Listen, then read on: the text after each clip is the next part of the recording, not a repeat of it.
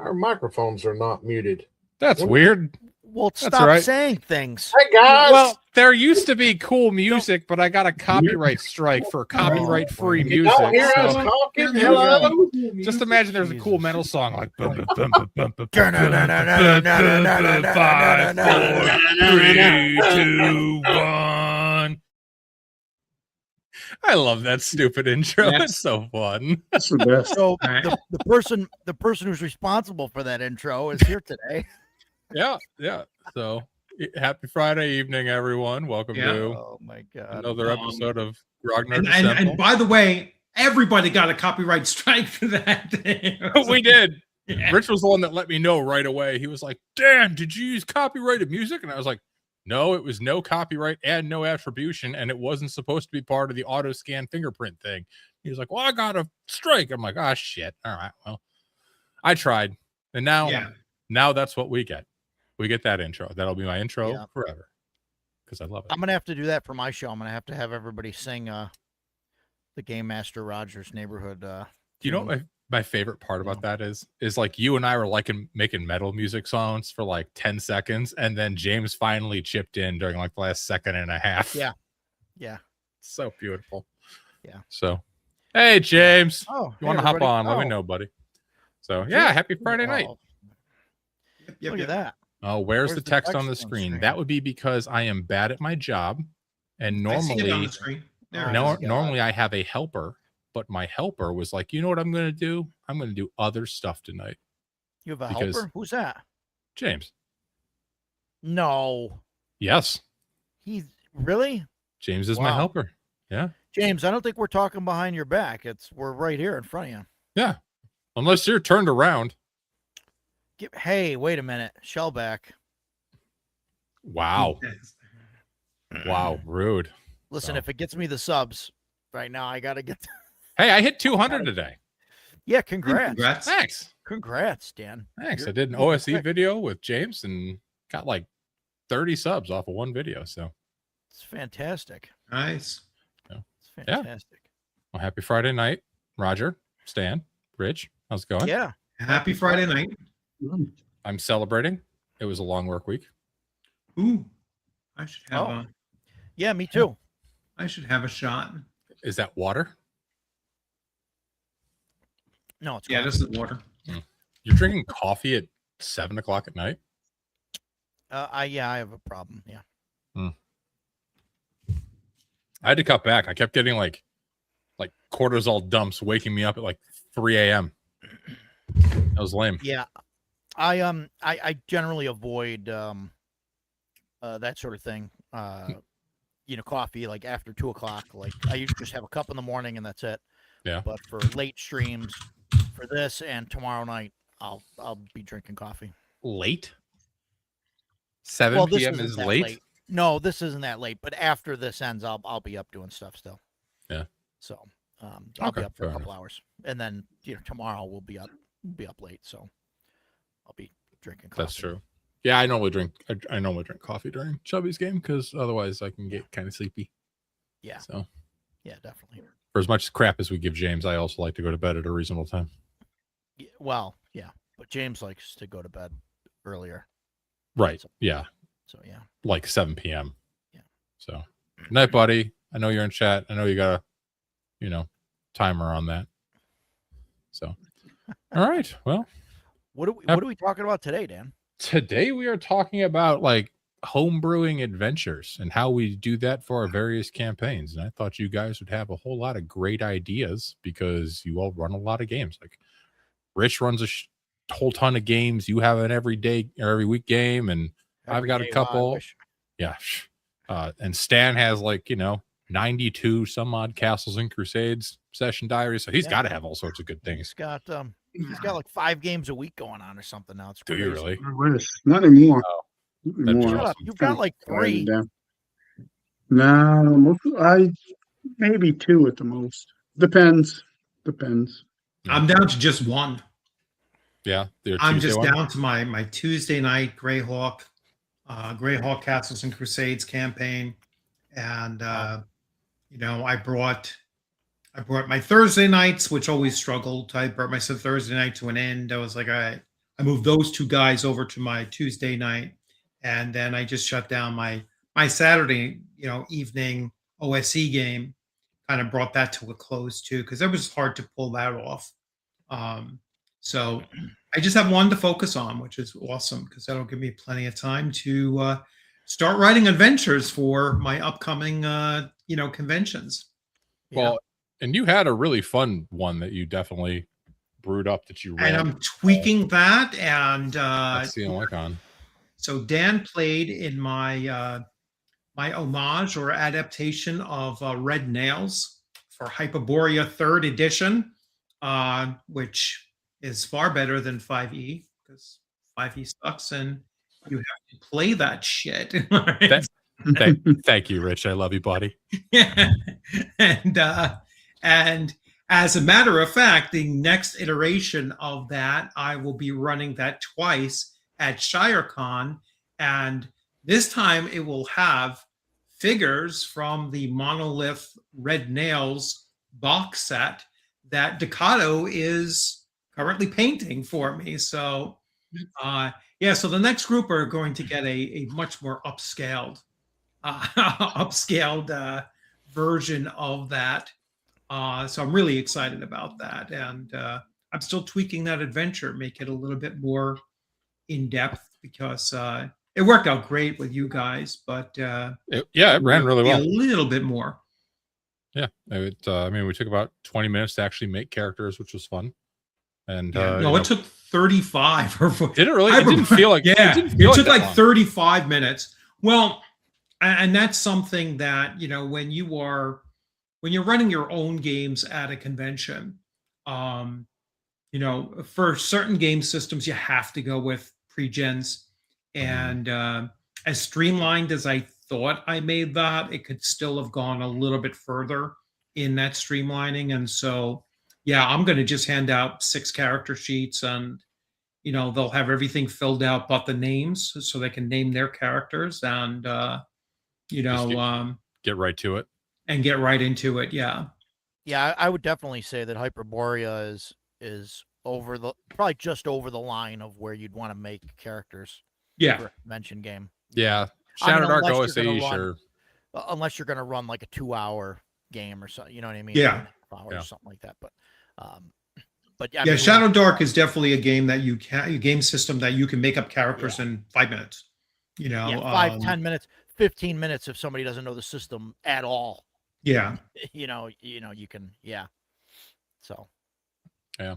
So since you mentioned, you based it off of Red Nails, did you read when you were building that out, did you read the original Red Nails Robert E. Howard story, or did you focus on I've read that 100 times, but Yeah. I actually wanted, because I wanted the visualization that I grabbed out my Savage Sword #3 and use that, and I actually brought that to the table, so it was at the table for that. There, I love those books, the omnibuses. They're so good. I wish they weren't $100. So yes, I brought the real deal. I brought the real deal. I brought he did. He brought the actual comic, which was nice. I brought the actual Savage. Nice. It was actually Savage Tales too. #3. Yeah, What? I saw you reference it at the table too a couple times. Yeah. So I used it for the images because my iPad wasn't uploading the images that I put on there. Yeah, and JBash, it's hyperboreacharacter.com. That's what you're looking for. Yeah, I heard about that. I haven't looked at it. Have you checked it out? It's awesome. I'm going to do a video on it. Oh, is it really? Yeah. I have to double check that too. Yeah, it's hyperboreacharacter.com. It's a character creator for it. You can, whatever you don't fill in, it'll randomize for you. So if you just click generate character right off the rip, but you put in level 4, or not a level, but an experience amount, it'll generate you a character. It's really quick. It's awesome. Oh, wow. So, that's awesome. I actually recorded a video on it, but it turns out that for whatever reason, my what do you call it? The noise cancellation stuff I had set up in OBS was turned off, so you could hear the dogs barking, the child screaming, the dehumidifier behind me, the child falling and smacking her head at one point, dogs barking again. Yeah, it was just bad, so I got to redo it. But fantastic. Yeah, I've also done some literary inspiration, which for adventures, which I tend to refer to as a theft. but because I'm not that creative. But it works great. Well, I mean, What? let's be honest. I mean, everything that's like it's very rare that there's like an adventure or a movie or a book or anything now that is that can say, hey, this is 100% new and nothing is taken. That's fair. But I mean, I'm not one of those everything's been done already, guys, but like, a lot of stuff is heavily borrowed. yeah. So, but like Clark Ashton Smith has some good short stories that I've swiped from and will continue to swipe from. Robert E. Howard, of course. Things I've read in other books that I've adapted for games. So, but it works very, very well. So, what about you, Stan? What do you do when you're making homebrew adventures? Most of my stuff is homebrew, with probably the exception of like if I run weekly for our weekly group, I've run pre-written stuff for that. So, but my CNC campaign is mostly home, almost probably 99%. That's cool. So, yeah, so it's all just different ideas that flow into my head, and then that campaign started off as kind of like a West Marches campaign, and then it's not that anymore. But when I had a lot more players, I didn't want to worry about scheduling at all. So, which was the biggest headache for my previous campaign. And yeah, so I would just throw out different ideas, and I just let them latch onto them and run with it. And like I said, pulling inspiration from books and matter of fact, the area they're in, or the area they started in, was heavily inspired by. I was reading books by or listening to books by John Glynn at the time, and his first two series that he did that are connected, they were really good, and I pulled a lot of inspiration from them. Rich is one of Agile's favorite D&D gents. Look at that, Rich. Much love from Agile to you. So you've had 90 plus sessions and it's like 99% homebrew. You haven't dropped in any like modules or adventure sites or anything? No. That's impressive. The only thing I can say that I dropped in is the Raw to 7 parts arc. Use I'm using the old, I think it's 2nd edition box set. But even that, I didn't really I did my own thing. I use there's an initial encounter in that book or in that set on how you can get like the first piece and get the party rolling with it. They kind of give you a bunch of different options. I took one of those and introduced that scenario to them. And it wasn't even the entire adventure. It was just a single encounter. And then after that, it's been, I've taken a little bit here and there, but I'm not following that at all. Yeah, my Tuesday night game that I was running Tales of the Valiant in, they TPK'd this week. They were level 9 or 10, I think. So that was hilarious. It was 99% homebrew. The one time I dropped in something, it was Tower of the Stargazer. And a bunch of level 10, essentially 5 APCs, ran away screaming from a level 1 Lamentations Tower. So, hi Gary, how you doing, buddy? Yeah, with the Raw to 7 parts stuff, I'm using the lore and stuff from it. Just right. And I probably used actually 2 encounters because one of the I don't want to say actually the other one because my players might watch this too. But I have used some of the stuff. But even that wasn't whole cloth. It was basically I took one of the characters got sucked off to the lair of the Queen of Chaos, who's the he got what? big bad. And yeah, that came out phrasing. And whoa, I used that description, but that was about it of the lair. But that was about it. The rest of it was all mine. Okay, cool. What about Thought Roger? we were playing a different game for a minute there. Hey, I mean- I want to ask. You mentioned Tales of the Valiant. Yeah. You've been running that. So originally, when that was kind of coming out and they were creating it, it was kind of billed as basically the it was going to be 5e, right? The bare bones kind of 5e thing. And I know they kind of made some changes and stuff. There's like a luck thing and things like that. How is it? Compared to 5e, does it run smoother and all that? It does run smoother. If I was going to run 5e again, I would run Tales of the Valiant over 2014. I would not run 2024 at all. They definitely did some smoothing out of it, I would say. Like, for instance, they call them talents instead of feats. All of the talents just give you like a new feature, and then you add a +1 to whatever you want, right? Because in like 5e, a lot of it is like, oh, this is okay, but I don't get a +1 to a stat, and then I kind of really need it. They also, all the 5e 2014 feats that were like clearly far and away the best ones, like Great Weapon Master and Sharpshooter and that kind of stuff, those have all been reworked.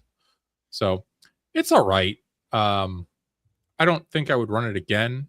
So because they TPK'd, they're waking up next week in the Land of the Dead with the same characters, but it'll be Swords and Wizardry. Yeah, okay. So, or I just possibly saw it. CNC. I glossed over it because it's basically another 5e clone, like a 5, type of thing, and so but then I've heard later that even though it kind of started as their way of trying to have a game that you can run with all the 5e stuff, that they did make some changes. So yeah, they did. One of the things that they actually added that I like is Doom for the Dungeon Master. So Doom is whatever their proficiency bonus, I get that many Doom points each combat, and I can use that to like auto hit an attack, auto save, automatically make a save, force one of them to fail a save. So like that's cool, or like take another action or something like that. Some other options. Cool. And the one thing I will say, just real quick, since you asked, they have excellent guidelines in both the referee's manual and the monster manual for how to like apply. I forget what they call them. It's kind of like how to like reskin a monster. They're like, if you want to be like make a fire variant, I think is what they call it. If you want to make a fire variant, consider like for these hit dice ranges, give it these types of abilities if you want. And they have that for like everything, like void and like, light and everything. Yeah. So like a template. Yes, templates. That's what they call them. Yeah. Yeah. But they're really they're great. So yeah. I really like templates from 3rd edition. Yeah. They were a little much. I think that. I think it's a great idea. And I liked how they kind of gamified all that stuff. So you can say, oh, okay, like this undead creature doesn't exist, but here's the form of how to convert a live creature into an undead one. Yeah. But yeah. I mean, It's good luck with that. That's one of the things I like about Tales of Argosa does that. Like they have, I talked about it on the stream, but they have like you can basically give any monster you want the big bad template, or there's like a medium like middle boss template. I think there's 2 different ones, but it just really beefs them up, and it's designed so like that monster can fight a party, whereas 5th edition tried to do that, but it didn't really work that well. Right. With like layer actions, and which I like that stuff, layer and legendary actions. I thought that was good. My biggest problem with those is I would forget to use them sometimes. But if you used them right, they could really help. For me, like layer actions fall in the same category as like what do they call them, Doom or whatever in Daggerheart, or like they call it what was it's the thing that the Bane or whatever the game master gets their currency, or like in Cypher System with the XP you get like things, I'm going to pay you XP to do this thing, to do a GM intervention or whatever. Fear, that's what they're called. Fear, Thank you, Chthonic. And like for that, like the legendary actions fall under that, like for me, where it's like they're sort of giving permission to the GM to like do these things. And for me, like the way I look at it is just just do it. Yeah. Like let the environment do a thing, or let something terrible happen, or even like like Deathbringer, right? I'll bring that up. Like he's been really good about like roll a d4 at the beginning of combat, and then when that ticks down, something terrible happens. I do that all Right. the time. So, That's a something great, explodes, something yeah. catches on fire. Mhm. But you could use that as a layer action or any kind of thing like that. So I don't know if I really like systems like that. Like I don't know. I get it. Like people need to learn, but like also you need to learn without crutches. You know what I mean? Like because Yeah. otherwise you learn that you can't do that, and that you have rules that you have to follow and all that, and then and then when you get into like, I don't want to say a real system, right? That's normally what I'd say, but I'm trying to be, a nice person here. But no. But once you get into, like D&D or something, old school D&D, and you try to run that, and it's like all of a sudden you're like, oh well, I don't know, I can't do all of these things because Yeah, because there's definitely you a don't have permission learning or curve. whatever, and it's like, no, you just do it when you feel it's necessary. Yeah. Yeah. Do it anyway. I'm getting way off topic. I apologize. What was the question again, Dan? No, to get back to Jay Bash's, comment there, Yeah. GMs don't need permissions for anything. With Modifius's Conan 2D20, it had both the momentum and the doom. And the doom was the mechanic for the, for the game master to, they would earn doom during the course of the player's actions, or misactions, and then that's how they ended up with that. And then they can change the circumstances that the player characters were facing. And to Jay Bash's point, I was like, I'm not using that. It was like, if I feel that they need a fire lit under their ass, I'm going to throw something at them to get them rolling again. If I feel that they're not being challenged enough, then I'm going to up the challenge, not because I have some token that I'm going to spend to do that. I'm going to use it because I feel that it's really necessary. Mhm. Now, on the other hand, the players, Yeah. they have the momentum system, and the other thing that system also had was it had displays, which were phenomenal, very very cinematic. So if they did a certain number of things that earned them momentum, they would unlock certain displays that they can then use. And although the system said that was a secondary action, I was like, nobody would ever do a display rather than attack. So I just made it, well, no, you've earned it, you get to use it. And displays were something, let me describe it to you. The best display was you killed 15, you killed 15 minions in like one round, which was Torah certainly is correct. possible in that, especially with momentum generating and everything. And then you knock down the boss and just knock them down, and then you've earned now a display. And the display is that you cut off his head, you raise it up above and display it to the rest of the minions, and it automatically cracks their morale, and they just freaking bolt, and it was just such a cool thing to happen that I was like, and I haven't come across any systems that do that as well.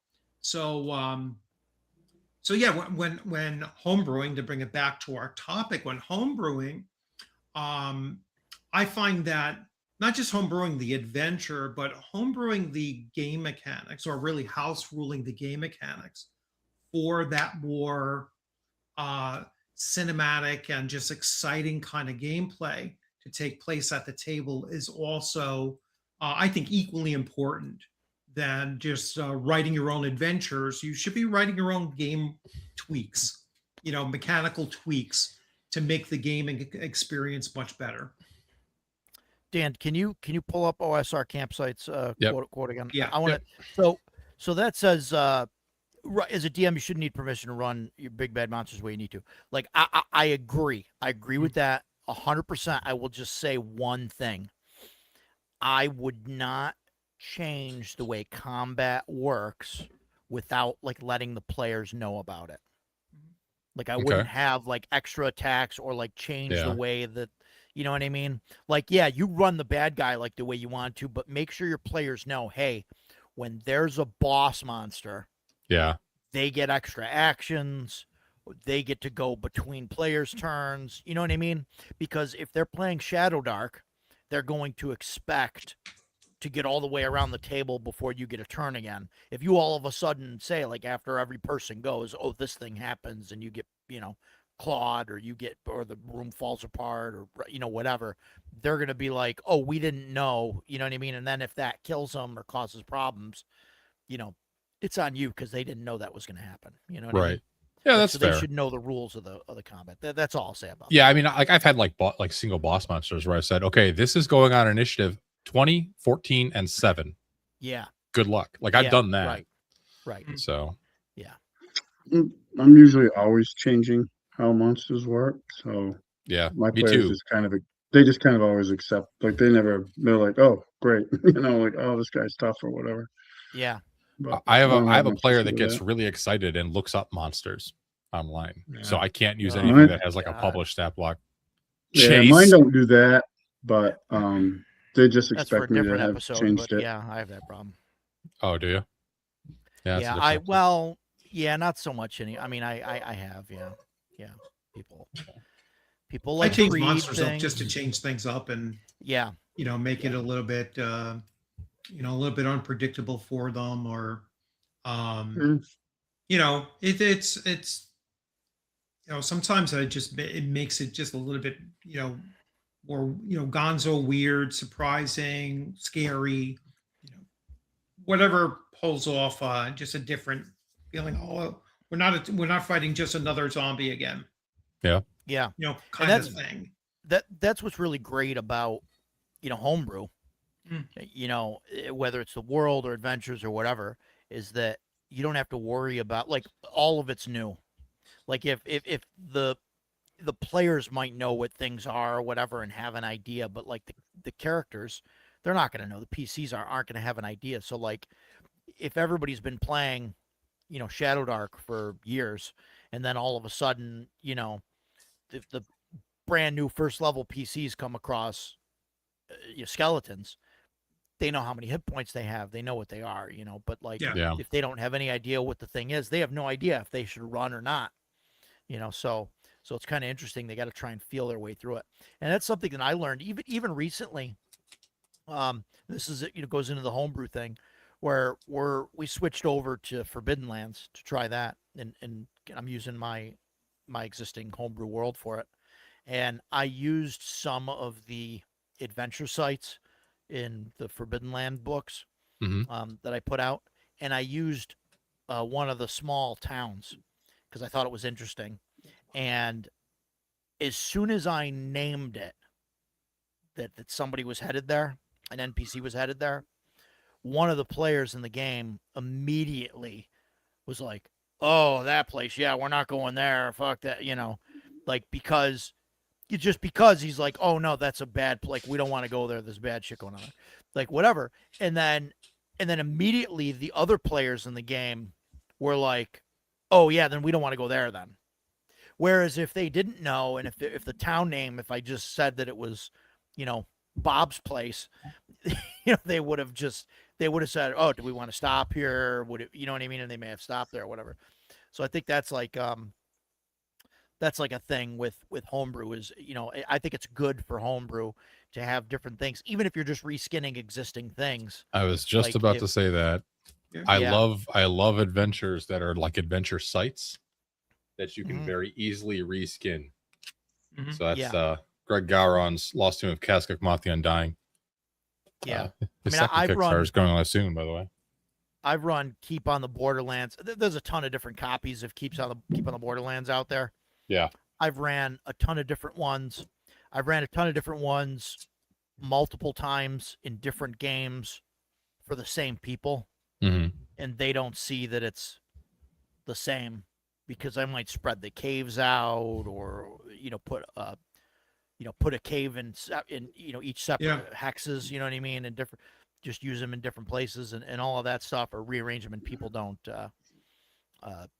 realize that it's the same thing, because they don't remember the layout of the cave. Anytime I use a module as inspiration, I will I'll do the same thing. I will change the whole story up. I basically just steal the maps, and even Yeah. then I alter them.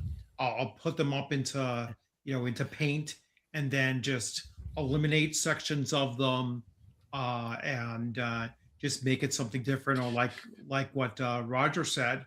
I mean, I took Barrow Maze and I separated the big, Oh those my God, maze yeah. components Yeah. to different Yeah. places. Like, to me, I'm not a mega dungeon person. To me, it doesn't make sense unless you have factions that they're going to get involved with and everything, and they have resting points or whatever. And I was like, nah, I'm just going to break this thing up into, Yeah. just different locations, and still have the general storyline behind it. But even that, I kind of, that kind of petered out on me, because I think it was too tied to just the story of Barrow Maze, and that just wasn't my thing. I like to homebrew my my adventures so much that I don't like to just use what's already published.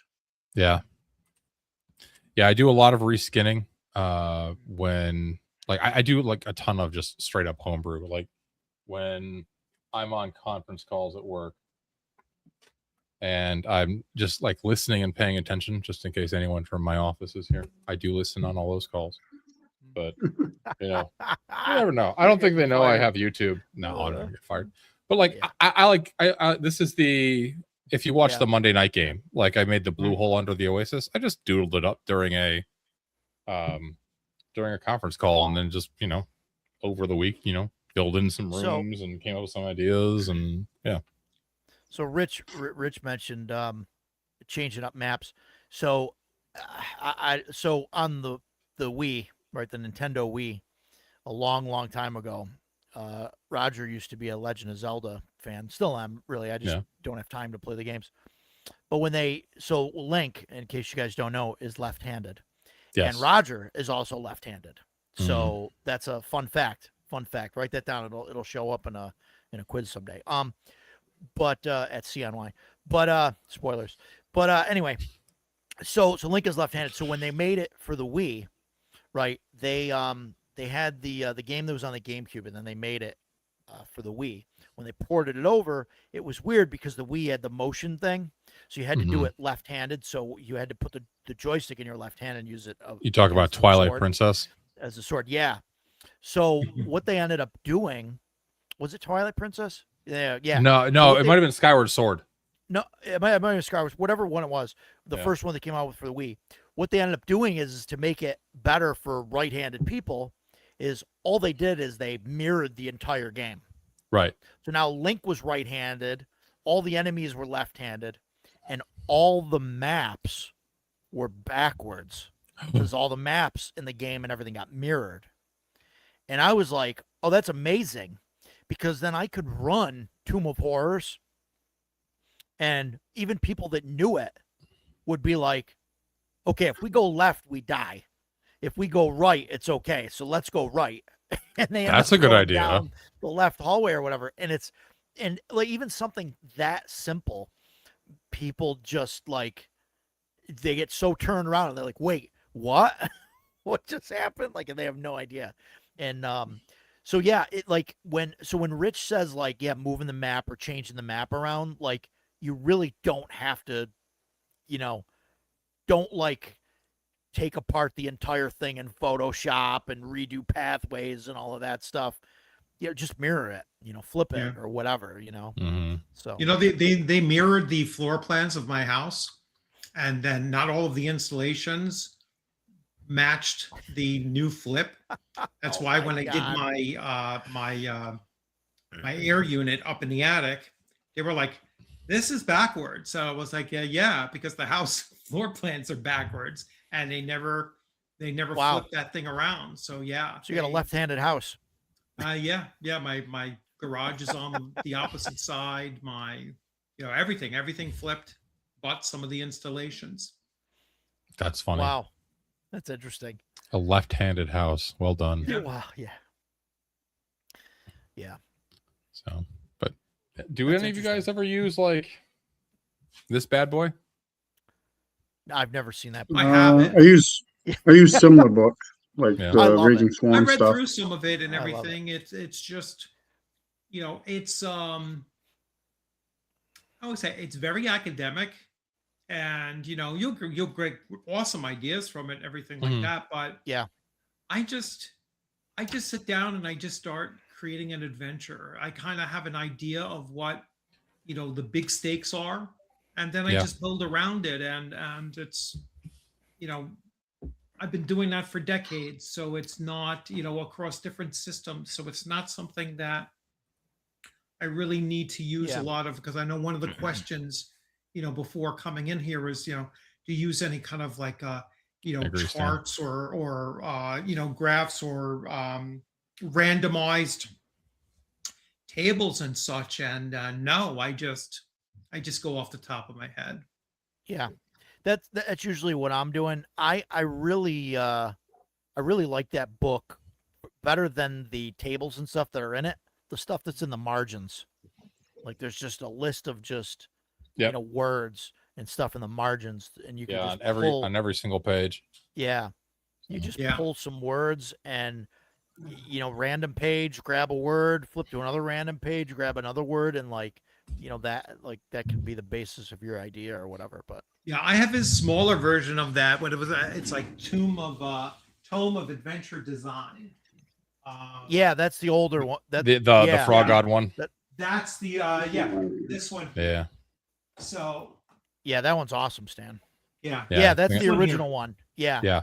yeah, and Yeah. when I looked at it, I was like, all right, I already have this. That's why I didn't get the physical of the other. I just got the PDF of the other, and I was like, all right, I'm good to go with this. But yeah, it's a great resource if you're, I don't know, if you're just like at a mental block for ideas, or it's Mhm. great for making like adventure seeds, which is something that I've been doing for my current campaign. Is that I don't flesh out adventures anymore. I just came up with like almost like the Book of Layers, right? So little adventure seeds, Yeah. and then I just wing it from when my players say, hey, we're going to go do this one, because they usually have a choice between three or so adventure seeds, and then I flesh it out as they go. I'm just feeding off of whatever they're doing, and just very sandboxy, very unplanned, and very responsive to their actions. Yeah, I do a lot of winging it when I'm running a game.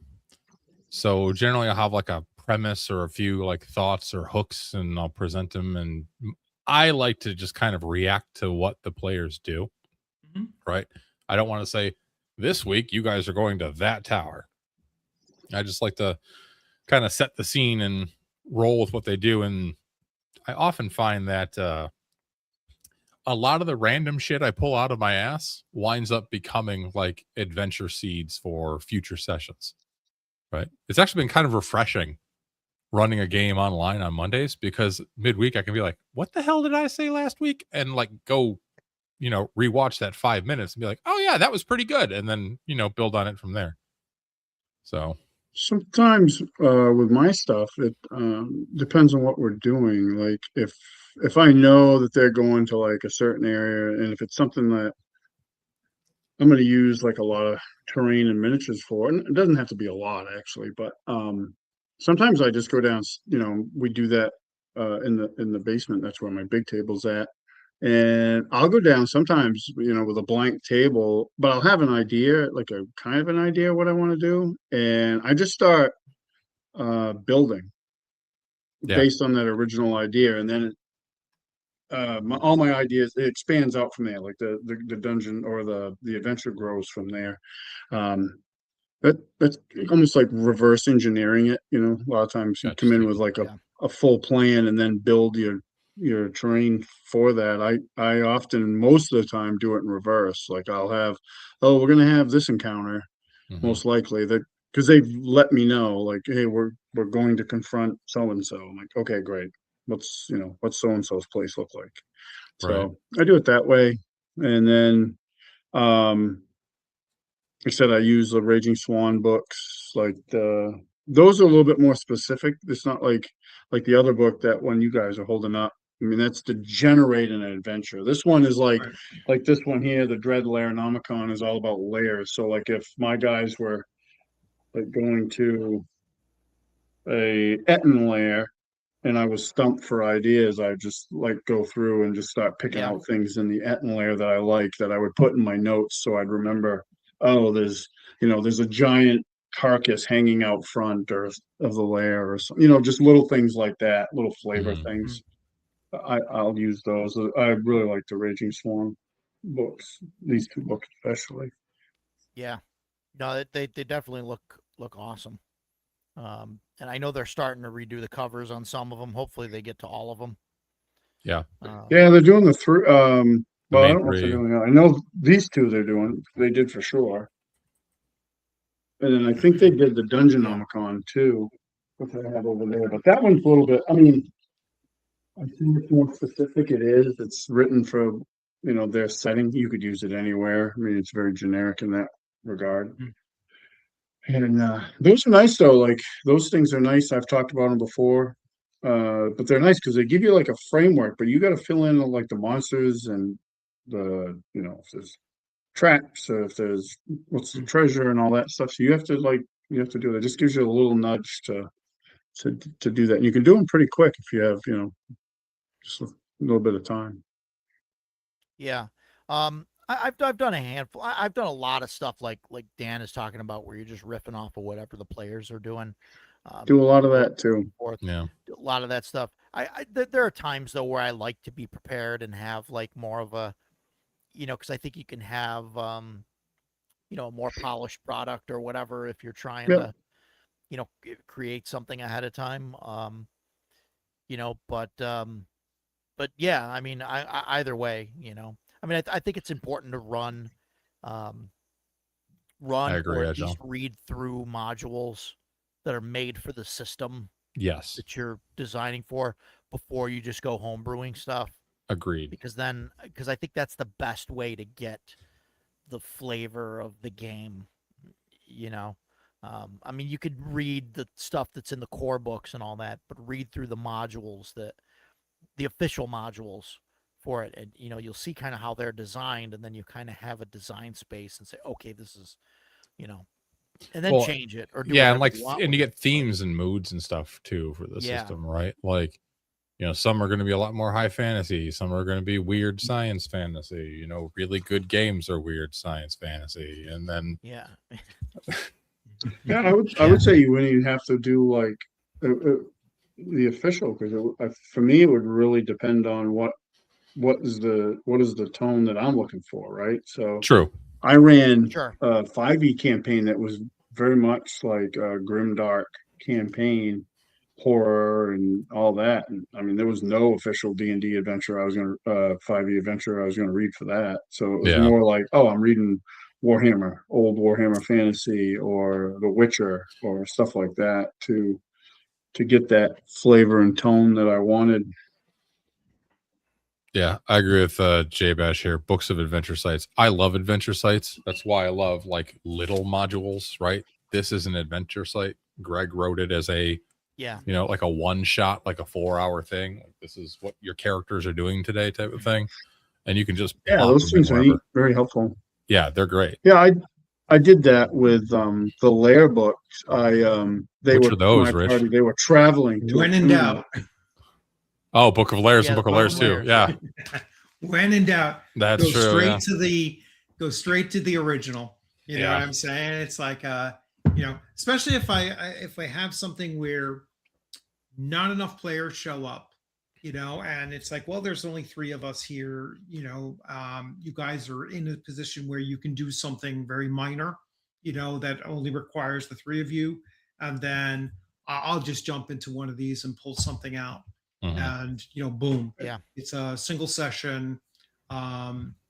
You can tone them down, you can increase them, and yeah, and I like going back to the original sources as much as possible. And yeah, I nice like the, flex. Yes, yeah, that is a flex to have, to have these guys, and yeah, I find them invaluable. Yeah, I do agree with what Stan was saying about how like for like pretty much any version of D&D, right? We all know what D&D is. Most everybody knows what D&D is. You don't need to run a D&D module to kind of get the theme of the world or anything like that. But I do think it can be helpful when you're learning a new system. Yeah. For sure. I mean, I if you're running kind of something brand disagree new. with you, but You disagree with me? I mean, I think that if somebody's running for the first time, they should run an official module. For the first time for a system? Yeah, I think so. Yeah. Even Like if the it's starter D&D. module that comes with the box Even set. if it's D&D. Yeah. Yeah. Even if it's D&D, Dan, even though everybody knows what D&D is or whatever, like I think they don't really know until they've run it. Okay. So I think like running the starter box stuff or adventure, something like that. So running like Lost Mines of Phandelver or Dragons of Icespire Peak for 5e or something like that. Yeah, if you're going to I run think 5e, I think run that. Yeah. Yeah, like Pathfinder 2 has a really I don't know if they still make it. Shit, I don't even know if Paizo's still around. Topical. Up until next week, maybe. Yeah. But like it has a really good starter box. So yes, it does. It has Keep on the Borderlands, Torah, or whatever the heck they made. 5e doesn't have a starter module. Sure, they do. Yeah. Phandelver is the starter module. Yeah, Phandelver. I think he's talking 2024. All of the box sets had, from 1st to 6th level, 2024. Yeah, they get a box set. What? 2024. If he's talking about 2024, they get a box set. Yeah, they got Keep on the Borderlands. Yeah. Oh, is it out of print? Well, rip. Oh, well, you know what that means? Sucks. That means a new one's coming. Yeah. And it'll probably be trash. I look forward to the starter adventure for Dark Sun 5.5. That'll be great. Oh, it's going to be awesome. I never looked at any of the. I played in Phandelver. I would recommend the original Phandelver. You can always convert it if you do need a module. That's actually a good adventure. I thought I enjoyed it. As a player anyway, I had fun. And yeah, I ran Phandelver. The rest of their stuff, not as much. Garbage. Phandelver was good. I enjoyed it. You can say it's garbage. Phandelver is worse. The worst was the Stranger Things starter set. Oh my god, that adventure is unplayable. That's unplayable. No one of consequence just called out the Hellfire Club starter pack. I never watched Stranger Things. I never got into Stranger Things. I tried. I didn't care. So, well, I hope you enjoy the Sandbox Generator, Steven. Yeah. So there's two different Stranger Things sets. There's the one from a couple years ago that came with the original one. The mini. Yeah. The original one. I think that's the one Rich is talking about. Yes. Right. That was unplayable. Yeah. The Hellfire one's different. The Hellfire Club one has a lot of stuff in it, and I think it's pretty cool. Because it's definitely it's a board game, whatever. But it's easier to run out of the box. I'm not saying it's great or whatever, but I mean, if you're gonna run 2024, I mean, get that and try it and run it. I mean, that's okay. That's fair. Or really, it's $100 now. Wow. Jesus. I have it. The older Stranger Things boxes figure is like $100. The figure alone, I'll sell that shit. That's good. Is that the one with the? I'll sell it to you for $70. Yeah, here's a Demogorgon. The Demogorgon. Well, I he's got a two of wussy them anyway. So, jeez. Chris, that was the greatest disappointment of my lifetime because I bought this thing thinking that I could convince my daughters to play Dungeons and Dragons, and they were like, "What? No, we don't want to read books." Because they were into Stranger Things? Yeah, they were. Yeah, they were totally into Stranger Things because they like the boys. Yeah, not because D&D or anything. They didn't give a crap about that. Right. Just like but boys. That's if they like Stranger Things, you got to try and get them to run. You got to try and run like Kids on Bikes or something like that for them. That's a better system because then they get to be the kids. Or Call of Cthulhu because Stranger Things was more Call of Cthulhu than it was. Or something, and there is a Call of Cthulhu like kids, like adventure or something out there that I saw or something. Yeah, I know there's a Call of Cthulhu cartoon. I watched that, a few times, but I didn't know there was a kids game for Call of Cthulhu. I don't know if it's a. It's not a kids game. It's not a kids game. It's a game where you play as younger. And then there's different people or whatever. Like it's banned at freaking what was that? The Dragon Con in the UK.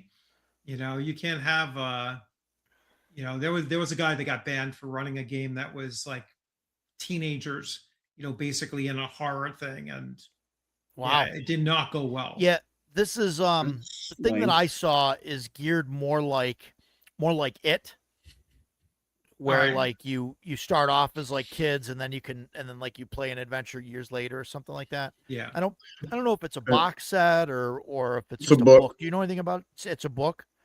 Yeah, I'm gonna start playing it next week, I think. Yeah. What's it My called? weekly game. I don't.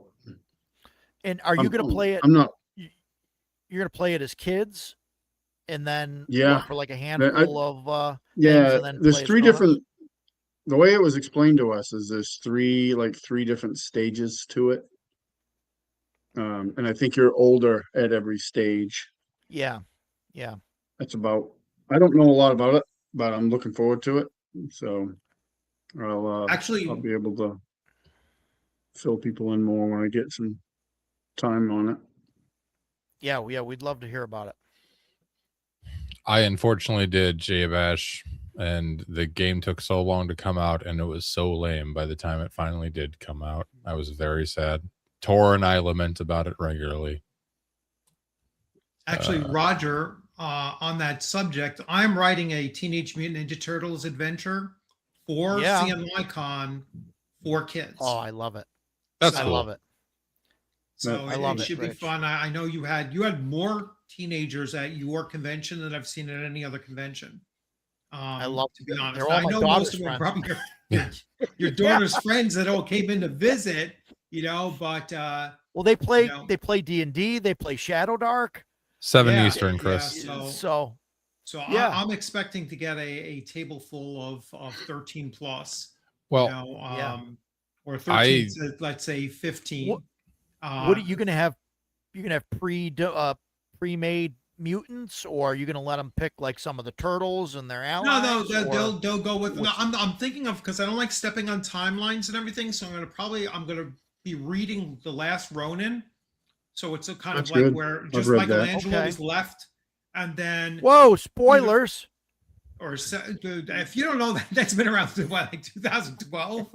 I read it. It's I like, read it. I yeah, know. Superman died in issue number 100 too. You know What? Um, Whoa! I'm only on Ruined. issue 12. Hang on. What are you doing? Jesus Christ! Next thing you're going to tell me that after he died, like 4 imposters came back and claimed to be yeah, him. yeah. The Lost. Everybody died in the Lost too. They were all dead, right? So anyway, Yeah. yes, I am writing something. They will have some character creation, so I will, you know, I'll try to streamline that as much as possible. Although it apparently is very much streamlined, and It is. I'm just hoping that they come out with a PDF of it, so that I can print out the pages for the kids to have at the table, so they can quick reference it. For You the know, Was that- for the book. Was that So yeah, it's not Chaosium a- that did that game? Yeah, Chaosium put out the game, but they don't have a PDF for it. There's not a Um, PDF for it. Yeah, no Yeah. PDF for the No the PDF at all current for the new Redux TMNT. edition of it. Oh, okay. That was a big thing during the Kickstarter, was that there was no electronic version of the book. If Okay. there I- is, I and mean, you've they must acquired have it, one, yeah, they would have had to have one for printing purposes. right? So Okay. I don't. And that Okay. Chaosium I is thought that I Palladium- was given Palladium. one, but But yeah, Yeah, I had heard there I've was been trying to no- reach out to them, and I got to go through. I'm going to reach out through Max over at Legion of Myth, because he talks to those guys every week, multiple Yeah, times a week. I'd be like, hey, where is this? The PDF of this will sell like hotcakes. I mean, because it's just makes it so much easier. Either that, or I can always use the old ones, because I don't think the rules change that much. But you know, I No, do know they that haven't. they I have don't think they have. sanitized the insanity rules from the Well, old. it depends on to which the version. present. Depends Yeah. on which version you have too. Well, I have the original version. I do too. Yeah, I do too. So Roger, it's in a Agile plastic baggie on the shelf. would like There you is to no know Easter that, bunny and no I know tooth fairy. who- Shut up! You're and lying. Deporbus also can't wants you to prove know that Frodo drops the ring in lava. Yeah. What? To I which didn't get to that part yet. to No, which I clarified. no. Technically, he drops the ring into He- Gollum's waiting hands. Yeah, I was gonna say he throws it. Yeah. Gollum catches that thing like Tom Brady tossed it to him, Yep. and then abruptly, Yes, Gollum dies. allegedly. Let everybody know. Oh, and while Allegedly. we're at it, Sephiroth kills Eris at the end of Disc 1 of Final Fantasy VII. Sorry. Stop saying that. See, that I didn't know because I've never finished Final Fantasy Stop VII, saying so. that. Mm, That saddens me. yeah. And you can get Aerith into disc 2. It's just Oh, yeah, you absolutely can. But if she shows up in any cutscene, it breaks the game. See, no. I mean, we like did learn that legitimately, you both, can. that both you Roger and Link are both left-handed, so that Yeah. should be your sales pitch to be in the live action now. You could have gone for that role and said, "Hey, I should be Link because I am left-handed as well." Yeah, I don't know about that, Hyrule maybe. themed CNY Con. I think I already have the thing picked out for. Do you? Oh, you Is have it a theme Godzilla? already? Oh. But people, Rich, I'm working on the website. Like I got to get that up in the next week or so. People are on me about that, and like I'm trying not to be, too pushy about stuff. But Well, you have to People wanna- come like pretty quick with that because we write our adventures for that theme, I know. No, I know. I mean, and I'll let you know. I just won't let them know. Sorry, Can you- guys. Can you let senior staff know? Yes. Are you writing an adventure? Yeah. Yeah, I can let you know. Thanks, buddy. Can you let me know? Just because I want to know. Because he's your buddy. Now, is Yeah, everybody like, here tell running everybody something it's at not a secret. CNY? Stan, What's are you that? running this year? I don't know. Oh, come on, Stan. You got to run do you something. mean you don't Dan, know? You have to run something. What do I'm you mean, definitely running. Stan? Roger, if you have the Oh, time, well. you should try to run Stan, something. what do you mean? Kinda. You don't know. We've been talking about you running. Well, we something. never come out and said I was running it. Oh, okay. Sorry. Spoilers. You should run Castles and Crusades. Yeah, I could. Right next to your Maybe. table. Roger will give you that table right next to your booth, and It's true. Oh, someone can listen, man the table while changes. you're running the game with your. I could. It's true. Well, I am helping with something that I may run or I may help run. I don't know. We haven't got I that thought far you were yet. going to run it.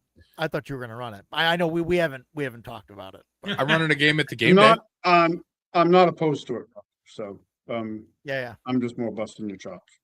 I figured since we were using, we're going to use all of your miniatures and all of your terrain. No, I don't care about that. I just like to see that stuff get used. So if people need stuff, I tell my guys that all No. the time that run for my weekly Oh, game. I'm like, if you guys need stuff, George. come to my house. George is here. Get it. George. Hey, George. Jesus. That's one way to get George to show up is I start talking about the theme. George calls me every week and wants to know if I decided yet. They want to make plans. Yeah. You gotta keep key people in the loop. Yeah. Key people. George, M don't shows say great anything. people. Don't say anything in chat, but I think I'm almost positive I'm going with what we talked about. How's it going, George? We're talking about my homebrewing adventures. Are we? Which is, well, we were. That was the theory. We did it for a Sort little of. bit. Yeah, that's okay. We did. We have good conversations. Yeah. So Yeah. the people No, seem I to like it. There's 30 of them here, so that's good. Yeah. No, it's good stuff. It's good stuff. They don't have the TMT stuff on their website yet. It must not be all delivered to No, the I think backers. I think they're still fulfilling. Yeah. Yeah, I have some So- They friends have that the have got it. ElfQuest stuff, but I didn't go in on it because I wasn't. Yeah, I didn't either. I mean, I like the turtles. I think they're cool. I The have turtles some are of the cool. comics I've and never stuff. cared about The any books are Palladium gorgeous. system. The books are absolutely gorgeous. Well, The and they're books are doing that. gorgeous. They did the red and black and white art, right? Yeah, well, and then they brought back the original artists too to do a lot of stuff. I mean, the That's books cool. are Yeah. absolutely gorgeous. The layout They is are. incredible. They said they streamlined the system. I haven't done a full read through of all of it yet, and so I'm kind of waiting to at least consume Thank you, Robert. the main core rule book. At least there's only one core rule book. Yeah. Yep. Once And I get it's through that, I'm somehow going to start 3 breaking times it as down. big But as like the I said, original they one. have to have a PDF for it. Oh, I'm sure Um, at some point there one will appear within the bowels of the internet. Oh yeah. Somebody will bound- bust it's open the bound to spine happen. on theirs and produce the PDFs and throw it out there. You know. Stephen Kennedy would like people to play more Arduin. I agree. Arduin's pretty cool. I'm looking to play I've that been- at CNY as well. I've been reading my Arduin books. I've So been using Arduin miniatures in my son's Dragon Slayer campaign. I saw the pictures of these guys. Yep, we got attacked by Vroat. I love That these was guys. not pleasant. I had And- so much fun painting these. I started painting some like plastic miniatures, and I like the metal way more. I broke so many little swords and little guns and stuff because I'm basically like a ham-fisted retard. But like these metal, that's my jam. yeah. Yeah, those are nice too Was that because they're the one case? piece. Yeah. Someone's saying there's no PDF due to the licensing. It appears it'll be on an archive. On the archive, the Internet Archive. Well, I have the original in PDF too, so like I said, I can always cut and paste. Yeah, I do too. That's and then interesting. modify So, from there. Yeah. so they I've been didn't painting. they didn't get the rights to do a digital thing. That's Of their strange. reprint? I guess not. Well, I made 4. And Stephen, I spent about 3 hours studying different varieties of crocodiles and alligators to give them like a paint job, which actually I can tie this back into Homebrew Adventures. So one of the things I do is bringing us back. We're bringing it back. So for instance, my guys on Monday are going to be, I think, exploring a cathedral. So when I decided that, I was like, all right, I don't want to wing that. I want to have a proper map. I want to see if any of them decide to try to map something. That would be cool. And so I went down a rabbit hole last weekend for about 4.5 hours on Saturday night after Chubby's game, researching cathedrals, temples, like, you know, how like, you know, substructures underneath cathedrals in like medieval and ancient times. So like I'm looking at like undercross and ossuaries and like all these other different rooms. I made this big ass list of like 50 rooms, and I'm gonna put all those rooms in my thing for them. They'll probably go interact with 8, but I had a ton of fun. So You know what Dan just reminded me of, Stan? Remember the 12 areas of expertise a game master needs to have in architecture was one. Yeah. It's a real. I learned so like I mean I paint these guys. I learned about crocodiles. I had no idea there were so many crocodiles. I made this cathedral dungeon, which is all right. If anyone from Monday is watching, Mike, Jeff, Matt, close your eyes. But like, you know, made a bunch of stuff. Nobody could see that anyway. Made a bunch of maps. It's like, close your eyes. Made a secret sub level that maybe they'll find. But yeah, also I know a lot more about cathedrals now. So, and that was a lot of fun. Yeah. It was a big rabbit hole, Agile. It was a really big rabbit hole. Ancient crocodile people cathedral sounds wicked fun. See, now I'm going to do that. Yeah. Mhm. Yeah. No, it sounds awesome. I'm screenshotting that so I can put it in MS Paint so I can remember later. Thank you, Deploribus. You're a gentleman and a scholar.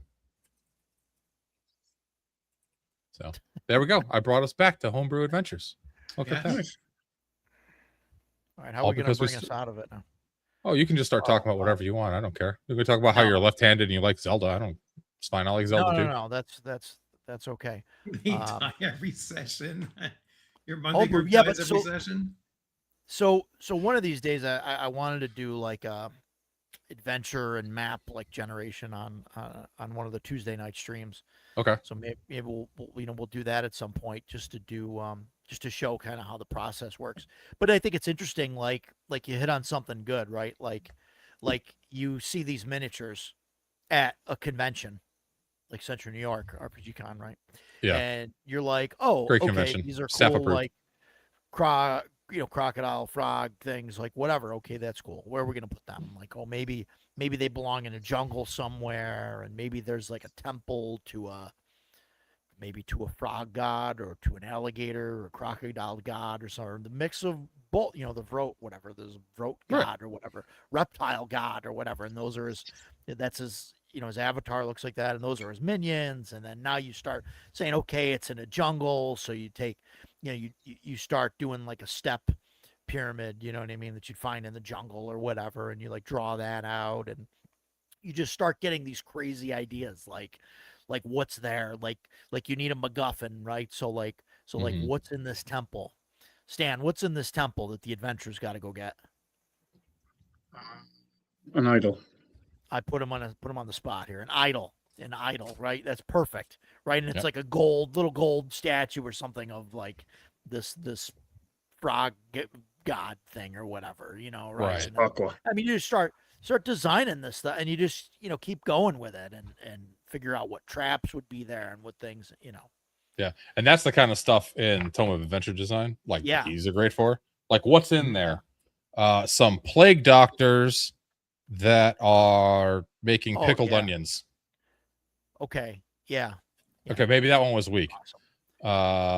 But you can run with that and say, okay, there's definitely like some plague doctors, right, that are probably like spreading plague through food or something. Yeah. And they're going there and they're trying to make this food to poison these Vroats that guard this temple, or something like that. So yeah, I mean, see, we're just like designing away. This is fantastic. Yeah. See, it's not that hard. Anyone can do it. I'm not that smart.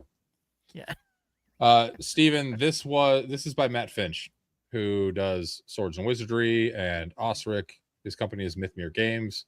They still have this. It's a great book. There's like there's like procedures and tables in here for everything. So like if you just look at the table of contents and you're like, you know what I want? I need to make, it's got dungeons, obviously. It's got a lot of stuff on dungeons, but like maybe I need to make a forest wilderness. There's tables for that, like to help you map it, dressing, legends, animals. There's tables for like lightning, different types of lightning that you can roll. Let's see what kind of lightning there is. That's on page 272. I'm curious what kind of lightning is in here. So like if you needed to describe unusual lightning. Oh, sorry. I can't read. Remember how I said I'm an idiot? It's lighting. Lighting. All right. Lighting. All right. Anyway, Lighting. But like amphibian, it's a D100 table. Amphibians in the room glow brightly. That would be a good one for your frog god. Perfect. And your they rope glow. dungeon. They glow when they get close to this idol. Right. Yeah. So this is why these plague doctors, like, instead of just going in and like killing them, right, they want to like poison them so like that knocks them out, so that they can like use one as like a sensor, you know what I mean, a glow rod to kind of point them towards where this thing is. Right. And like another one is dripping phosphorescent water. Yeah. So, yeah, that makes sense for some sort of like reptile toad god thing. But there's just so much awesome tables in here. So yeah. But maybe the onions are grown in holy soil and are extraordinary in their healing factor, and pickling with their secret squirrel recipe enhances the power and distribution of the onions. Oh, Gamma frogs. So, but yeah, I mean, like here we go. Thank you, Agile. Intra-cloud, sheet lightning, cloud to ground, cloud to air, cloud to cloud, anvil lightning, and heat lightning. Cool. So D6 table. Yeah. No grease lightning? Oh yeah, you forgot grease lightning. So You forgot grease lightning. Grease lightning. How did you forget grease lightning, Agile? D7 table. I'm all for that. I also want a lightning subtable now, Deploribus. Might have to make one. So. Yeah. Yeah. Oh, Grognard's here. Deploribus Grognard says we welcome our new pickled onion overlords. Yeah, you say that now, but once they get this idol and they place it in the some other temple, like it's bad news. That should be the CNY 2027 adventure, the pickled onion plague doctors of wherever. It's you got to go for the alliteration, so it's got to be like a P name, the pickled onion plague doctors of, I don't know, something. We'll Who's- figure that part out who's later. Trust- Robert Putrescence. Stanton talking to? Yeah. Who hates mega dungeons? I think Richard doesn't like I'm them, not a right? big fan of mega dungeons. No, What is wrong with you, Rich? What's not to love about a mega dungeon? I don't know. I just don't like the whole concept of it. Too long Just a in big- one big dungeon? location, and so I Hey! break them up. Mr. Gowron, I was just showing this off earlier as a great example of something that you could insert and reskin if you want, or It's true. turn the corpse in the first room into a white and murder your buddy with it. Hey. Sorry, It's Jeff. true. He Not does. sorry. Rich was telling us what he hates about mega dungeons. Grognard also hates mega dungeons, Why do people? but not so Stone A many lot are of people done aren't poorly fans of with. mega dungeons. And it's just something that Yeah. No, I to get me, it. it must have, like Greyhawk Grognard said, that a mega dungeon does not work unless you have factions, because you need a safe Sure. place to reside. Like when I was Right. doing Barrow Maze, like I said, I broke it down a little bit, but when I knew that they were going to be in there multiple game sessions, Hi, you know, Mario. I was like, all right, well, you're going to have some means of staying there in relative safety overnight so that Why? you can replenish your everything. And so, I Why not gave just go back them- to town? well, no, because town was too far away from where they were, and they would spend 3 days of travel, to go 3 back days to is the fine. nearest town, Yeah. to go back over there again. And we do nothing but spend time with, random but you- encounters and blah, blah, blah, and all No, that I kind get of it. stuff. It was like, Don't make me get my Rappanathic, Tora. Well, you just do that. You do that at the end of the session or whatever. Like yeah, that's it. You say, okay, at could the end of the fast session, travel and do you're that going kind of home. thing. And I'm then gonna to roll me, for that's random not encounters. even a mega dungeon anymore, but You I know. just like breaking them up and putting them in different locations. Yeah. And having I them a hear you. little bit more compartmentalized where they don't have to stay overnight or multiple nights over time. I also try to force them into the attrition of, hey, you used up all your spells early, so now you're going to have to struggle a little bit. World's largest dungeon. Yeah, it's just not. Is it bigger than Arden Vol? I don't know. It's I don't know. I'd have to look at the maps and lay them out. Yeah.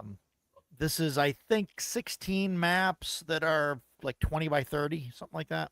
Yeah. Isn't Arden Vol across the whole thing like 10,000 This is- rooms or something insane like that? Yeah, maybe. And I don't know how many rooms this is. I mean, I don't, but it's sectioned off. I mean, I don't know if Rich would like this one better or whatever, but it's like each region Mhm. has its kind of own kind of ecosystem and thing going on with it. Okay. And they're all Playing connected, the so Ave Nox Mega Dungeon. I really enjoy it because very different. Yeah. there's all the different System sections that neutral. all kind of tie into each other. But Yeah. I don't know. It's interesting. Plenty of factions. There are factions, like Rich said. I fully understand why people don't want to play it. I get it. Well, I mean, I see where Rich is coming from on Mega Dungeons needing absolutely. factions. Like, that makes sense. Because, like, if you're playing Rappanathic, which, as an example, Rappanathic has a big wilderness overland above it, but the closest town is Zelkor's Ferry, and it's like 100 miles from the main entrance to the dungeon, like the first one. Or there's like 14 entrances to the dungeon, though, and you find more as you play. But like Go that, I out there get. go out there with 150 people and set up a camp somewhere.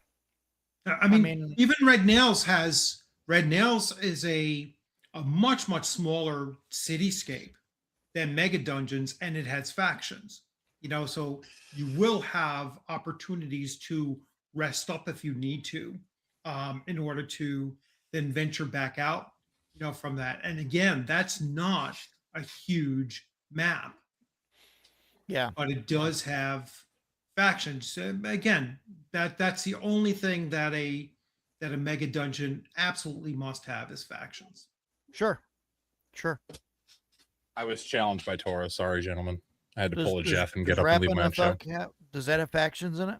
Yeah, there's factions in it. And there's like 15, 20 different levels, and there's sub levels, and they added extra levels. And Yeah, but there's factions in it. Plus, there's like factions in the world above that you can interact with too, which is nice. So, but like that's the map I was kind of referencing.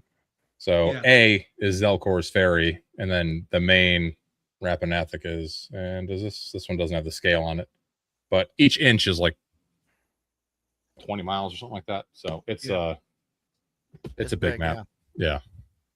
It's a big boy. A lot of Stonehell love in the chat. Yeah. I have not played Stonehell. Yeah, I've not played it or ran it. I've looked at it. It doesn't seem bad, but I haven't really dove into it. So Shellback is 5 years into the world's largest dungeon. really, They're level 16. That's impressive. Is that for OSE, Roger, or no? 1E, It was made for 3rd edition. Third edition, Yeah, and I don't know. I think they may have recently redone it for 5th edition. I'm not sure. Okay. Hashtag Orcus. Spoiler alert. But J Bash likes B4. B4 is fun. I like B4. yeah, Lost City, absolutely. Lost City's great. Also a great Sure. Hyperborea module. Also has factions. Also has factions. Also, Yes. Yeah. But so, well, mega dungeons and adventure design. It'll be a subtext of this adventure of this episode. Mega dungeons. That could be a whole nother episode. That could be. We would have to get some people that like and hate them and have. The problem with mega dungeons is like how many people really have experience with multiples of them though, because there's such an investment to either run or play. That's the problem. I've stolen little bits of Barrow Maze, like the maps, sure, and used them elsewhere, but I've never I've run Barrow Maze. If I've ever needed a barrow, I go right to Barrow Maze. Yeah. You know. Yeah, I mean that's fair. Who made World's Largest Dungeon? Well, I thought it was Alderac. Maybe it wasn't Alderac. I thought. I don't have it. Alderac. I don't know. I guess Tora doesn't like Alderac. Well, they made $1 million on the backer kit. Oh, they did do a new one for 5e. It's 5e, estimated to ship last month. Actually, pre-orders are now open. It is a cool. 5-volume slipcase. Yeah, so I've got the one for 3, and that one's bigger. But cool. Yeah, that's. I wonder. It was on backer kit. It was on backer kit. Did I find a campaign that you missed, or maybe you just actively chose not to do it because it's 5e compatible?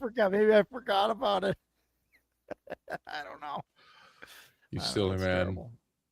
That's so okay. Terrible. Well, there I put it in the private chat for you in case you want to go check it out. You can pre-order it. Pre-orders are open, buddy. No, I don't want them. 5-volume slipcases getting into Britannica story. Oh my territory. God. You're gonna get me in trouble. Definitely, I rip stuff off of Mega Dungeons, but I never run them straight up. I've run Rapanathik straight up. I ran it in college. I ran Rapanathik Reloaded in 3.5. It was awesome. Ran that for like a year and a half, but we were also playing like 2 or 3 times a week because it was college, right? We could. It was AEG apparently. Yeah, I'm following it. I didn't. Oh no, I did back it. Oh my God. That's even better. Did you back it at like a? I can't stop. I gotta go. I just okay. I had a. Well, let's see. Hopefully, you didn't back it at the $1,500 Dungeon Master tier. No, I did not.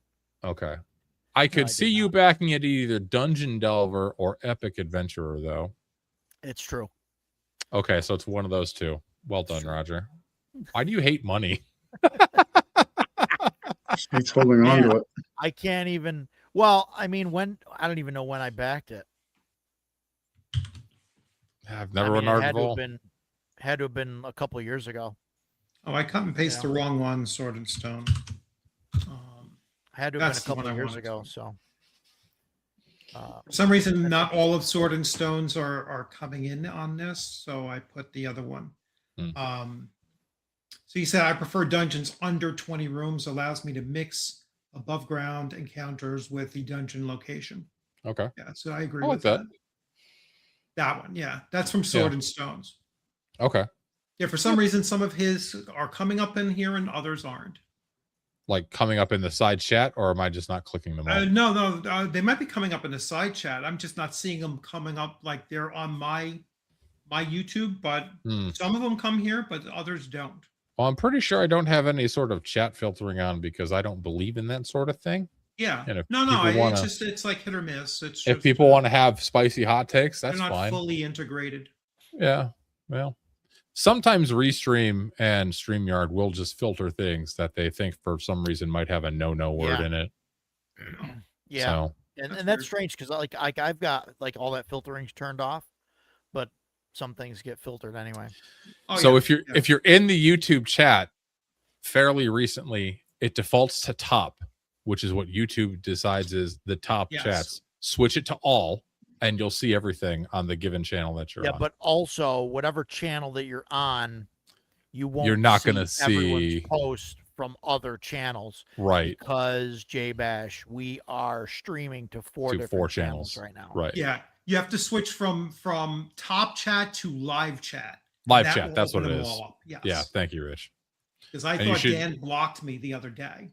Yeah, live or top. Yeah, yeah. You switch it to live, but you still won't see if you're on my channel. You won't see chats that are showing up that people put in Dan's chat or. That wasn't Dan. That was Decado, right? Decado. That's me. Decado's live stream. I conflated the two of you. So yeah, it was Decado's. We do both really like Hyperborea. I was like, Decado, aren't you seeing any of my things? And he was like, I'm asking other people in the thing. I was like, does anybody see my things? I thought he had me shadow banned. But shadow ban everybody. Yeah. I think Rich is used to being shadow banned on some channels. Yeah. Love you, Tora. I'm very used to being shadow banned. You can curse in whatever language you want, Deplorabus. I really don't give a damn. So, yeah, I don't really ban people. So, but anyway, enough about that. I think I have. You don't think you've banned anybody? I know I haven't. I don't think so. I have one. Like 4 people. 4 people because they were making nasty comments about my I'll play. buy new ones. And I was like, oh no, I'm not accepting that. Yeah, if someone was like being a dick to like God. one of my friends, then yeah. Yeah, George. There's something going on with Chave in the chat. Yeah, right. The live chat, if you're looking not on the screen, but if you're looking at whoever's YouTube channel, for example, George, if you're on my YouTube channel, you will not see chats for people that are talking in any of the other 3 channels. Right. On the YouTube, you'll only see them on the screen. Right. Because StreamYard in this case and Restream on my channel mixes all of those together.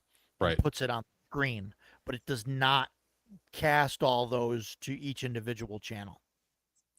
Right. Like for instance, Tora, Deplorabus, Stephen Kennedy, J-Bash, those guys are on my channel. Stan is on Stan's channel, I'm sure, chatting. I think Swords and Stones is probably on Rich's channel and OSR Campsite. On mine. I just figured out how to chat into StreamYard, so yeah. Or whatever the hell we're using. It's super handy. You can't do that on Restream. Yeah. The host can, but the guest can't. Yeah, I mean, I don't have elfin hands. What is this, SteamYards that we're on? This is StreamYard, yeah. Yeah, StreamYard only lets you go to 2 different channels too, like 2 of your own. Enjoy your dinner, Robert Stanton. Yep. Hey, well, I only have one channel, Rich. I don't need to go to many No, channels. I'm saying it doesn't let you stream to multiple sites. Oh. Yeah. Like I stream to both X and and YouTube. But when I'm on StreamYard, no, not StreamYard, when I'm on the other one, Restream, I can go to Rumble. I can go to 3. Right. Yeah. You know, with those. You like streaming to Rumble, Rich? Is that worth it? I just been doing it, as a backup, and I got like 50 people following me over there, and I've earned like $10 over there, so I thought about setting it's a backup. It's like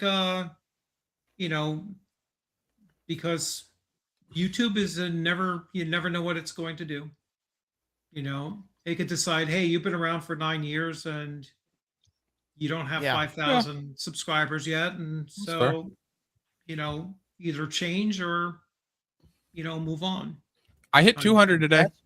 That's why Oh, I got to get to congratulations. 500 or 1,000. By would be February better, but 1st, we by got to get you there. February. It's like February 7th or something or whatever the changeover. Yeah. No, first. Is it February 1st? I thought it was Yes, it like is. 6th or 7th or something. But yeah, Yeah. whatever it is. Yeah. I thought it was February That's, 1st, but all right. I think But I'm on yeah, track to possibly hit the watch hours. It'll be the subs that'll be difficult. Yeah. But- Oh yeah, me too. I'm at the watch hours. Oh, I'm sure you've been. Well, if Doing you the are Tuesday on stream my forever. channel as a subscriber, please subscribe to Dan, to Roger, and to Stan. Yes, please. All right. Roger and I have to get past Jeff. Yeah, All that's It's important. Yeah, so please make sure you subscribe to everybody. I don't know how to do those freaking night bots or anything like that. I got to get a hold of Jeff to show me how to do the giveaways and all that kind of crap. Oh boy. YouTube Well- used to have a giveaway thing that was kind of easy to do, but it's not available on Restream. It was only able to do it when I was like not piggybacking off of somebody else's thing. That's the issue. Yeah. Yeah. I can show you how to use Nightbot if you want. That's easy. Nothing is easy for me, Dan. Oh, Not when it comes to these things. well, Nightbot isn't that bad. I Yeah. could walk you through it. I'd be happy to if you wanted. Yeah. As No, your I as your appreciate one and that. only Discord moderator, I feel like that's basically me being your version of Yes, senior yes. staff. and I banned that guy. Proud of you. That they them or whatever it was.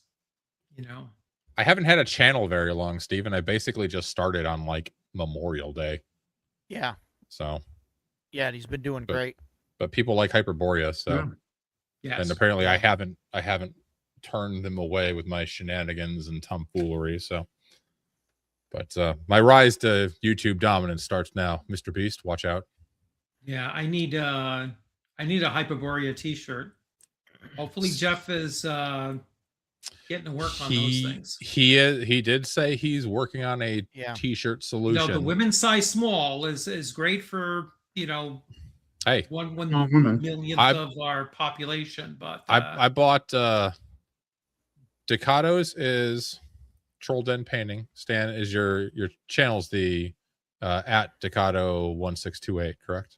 Yeah. Yeah. Yeah. Yeah. If you look that up or Troll Den Painting, you'll find Yeah. me. Yep, just put in Troll Den Painting. Also, I can just do this. Troll Den Painting, and I can put it in my chat because I'm a good host and I can do that. And I know can how do to that do without stuff getting- and things, and I can keep talking till it's in there. Bam! Go to Stan's channel. It's taking a second. you. There we go. You're welcome. Yeah, Stan I'm is trying to awesome. get- I got a little over 500, but That's cool. yeah, no, it's really I cool. I like your campaign like post session reports. I want to try to start doing that, but Thanks. I It was funny to develop it was unattended. I just did them initially for myself because I didn't want to write them out, and then people started following them and commenting, and then talking to people. They're like, "Oh yeah, I share your videos just to show like people like different ways people Yeah. play Steve, games." you're on and everybody's stuff. I'm channel. like, awesome. Steve Kennedy's like, I'm on Stan's channel. He's No, everywhere. you're everywhere too. Yeah, he's a good That's dude. fine. Yeah, so no, it's been fun. It's interesting though to see like because that's mostly what my channel is, but then I've done a few videos like why I like CNC or why I like Yeah. Dragonbane, and those videos are like older, but they still get comments. I still get people really posting on. Like recently, I had somebody asking me questions about. I don't remember which one it was on. Excuse me. Yeah, I still get comments on them, so that's kind of cool. So I'm trying to figure out like different videos to do that Yeah. just aren't the recaps because I know those aren't for everybody. So, well. I did watch some of your like painting tutorial type ones that you like the painting fur base coat. I was like fur's one almost of those like, is horrible. well, it helped me. Oh, I'm glad. One of them, they were real like impromptu. Like Jason was actually asking me questions about how to This'll work. paint that stuff, and Yeah. and I just banged out those maybe that videos. The second one's better because I was better at keeping everything in frame, but yeah, professional videographer, I am not. Robert Stanton would like people to know that asses don't belong. He's probably a donkey or mule man. Yeah, So, Yeah. definitely. me I too, plan on personally. doing like more like live stream stuff too. I think like I did that one on Monday for a little bit. I think it was You got- Monday. I'm and looking forward to the that was one with fun. you and James doing either like a recording or a live stream on Shadowkeep of the Borderlands. Yeah, we need to. I was Yeah, thinking that'll that be the other cool. day. I need to hook up with him, and we need Yeah. to do that. That was I would like to do that with him for sure. Because I was very enjoying. It's at Dan the Final Arbiter, Grognard. I could just DM it to you. Yeah, go there for all things Hyperborea. Yeah. I enjoy those videos a lot too, Dan. Those are good that you're doing. Oh, thank you. Good stuff. Good Yeah, stuff. I need to do more Hyperborea. I enjoyed the character creation video. I finally got to use PowerPoint after my 20 some odd year career for something I actually care about. Because every other PowerPoint I've made in my entire life up to this point, I did not give a shit about. But Speaking of PowerPoint, I tried just to realized do that- a Oh, sorry. review video, and I'm like, I'm not really good at that. Like I was looking at, I did one video on one of the books that came with the Reaper Dungeon Dweller RPG, and that was all right. That was great. I got comments from the guy that wrote it and the guy that runs the Reaper company and stuff. And I yeah. wanted to do more of them, but I don't know. I just feel like an idiot when I'm talking about it. Well, I'm definitely going to do an adventure review on Late Trapper's Lament because I just ran this for my Wednesday night guys in like two. They got through like the main part in like 2 sessions. They didn't explore all of the cave, but so I'm kind of That's a waiting great until they do starter that. adventure. It is. It's a fantastic one. Great Yeah, starter. that was the one I And- was thinking about running for my guys. And this one's going to come soon too because I love this freaking thing. This is one of my top 5 adventures ever. I'm excited that thanks, Steve. there's going to be a sequel Thank to you, it. Steven. There is going to be a sequel to this. Corey Walden is doing a sequel. That was a cool interview. That was Yeah. very cool. Thank you. It's Learn going to be level that. 4 to 10. He actually just posted on the Hyperborea Discord today that he might try to do some play tests online, and he asked me if I want to do that. So I'm going to do that. Nice. Nice. Yeah. And he's in New yeah. Zealand, so one of us is going to be up at a weird time. It's going to be me. Yeah. Hey, Hey, Eclectic Goat.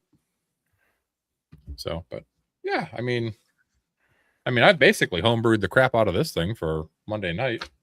I'm using this as a setting for the most part. The guys Yeah. have done very little actual module stuff in here. So That's the nice thing about those modules is they're kind of split that way. right. You know, they give you a closer, like zoomed in view of that little area of the setting, and each Yep. one kind of does that. That's really cool. Right. I Like, like I mean, that. I love modules that give you a reasonable sized region map, right? So these are technically as is, I think, 1/4 mile hexes. I always scale it up to a mile just because it's like 1 hex, 1 mile. Easy peasy. Easier to figure Yeah. out. Yeah. So is it probably not exactly true to scale to true Hyperborea world? No. Do I care? Also, no. Makes my life easier. Plus, I get to roll for more random encounters that way, which is important. Oh, hey, you got a gifted sub from My Ear Trumpet. Oh, thank you, my ear trumpet. And Yeah. let's see. The winner of that was Antichrist. So, Okay. welcome, Antichrist. Antichrist. Lucifer, Perfect. I hope you enjoy Enjoyed it. Rich's content. Enjoy the channel. I like how J-Bash is like, they keep dying. But I would like to point out that I am not killing them. Their choices are. And in some cases, they're poor dice rolling, neither of which is Yeah. my fault.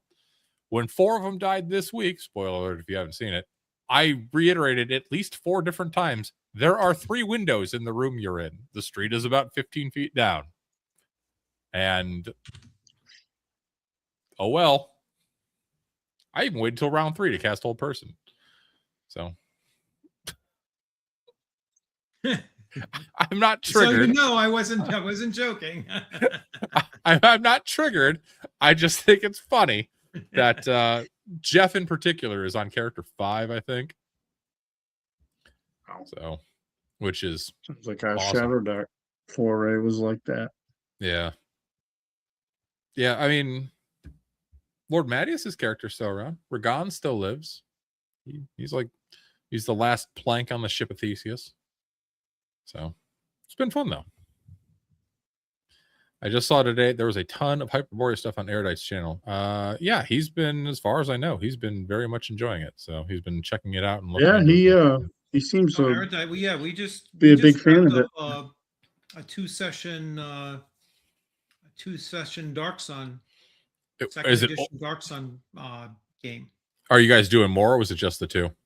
I think it's just the 2. We'll see. We might do, because we didn't quite get to the end because they were really tight down to like a 2-hour time slot, Yeah. So, but I think we pretty much we got the treasure that we were looking for. We got a good kind of like sense and feel of. Spoiler alert! I only saw the first one.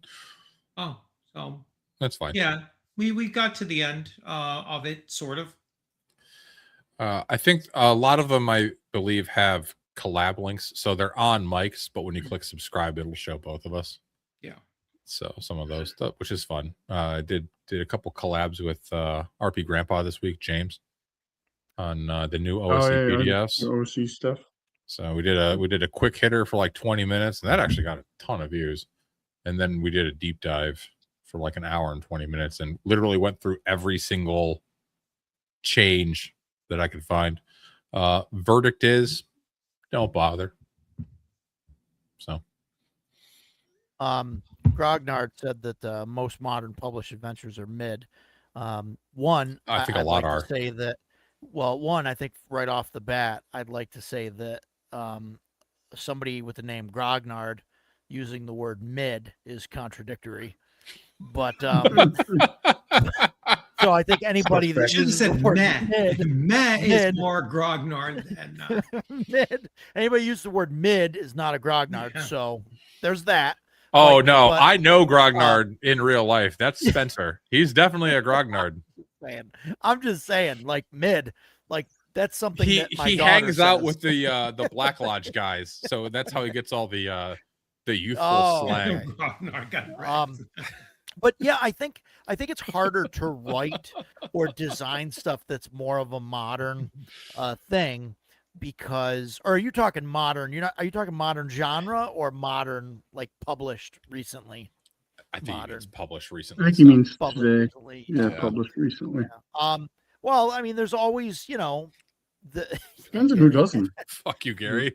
I think, I think it really depends on who's doing it. I think like a lot of the commercial stuff that's out there, people are really kind of worrying about what people are going to say and all of that. No, Shellback, no. Everything after 1985 is cut off. All right. That's an aggressive cutoff. There's plenty of things post 1985 I enjoy. Yeah. I will say, especially on drive-through, it is hard to sift through all the garbage. Oh yeah. There's a lot. Well, there's just so much of it because it's so easy to publish stuff. Especially for Shadow Dark. Like, I mean, I like Shadow Dark, but there's just a lot of trash on and for OSE too. There's a lot of like, save it for next week. Okay, fine. I'll pivot. OSE. Yeah. There's a ton of like adventures and especially homebrew classes that suck ass on drive-through. But that's just because it's popular right now. Right. And so people will make just junk or whatever. Yeah. To just same thing like what Jay Bash saying. Because it doesn't matter if you got a decent cover or a decent catch line, or whatever it is, right? Like people will jump on that and they'll just buy it. Especially if it's like $4.99 or something. Right.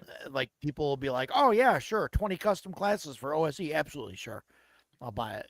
And even it doesn't matter if it's garbage or not. Like they still get their $5. Apparently, there's a lot of bad Dragonbane stuff. I haven't really gotten into much of the Dragonbane stuff and I like Dragonbane a lot.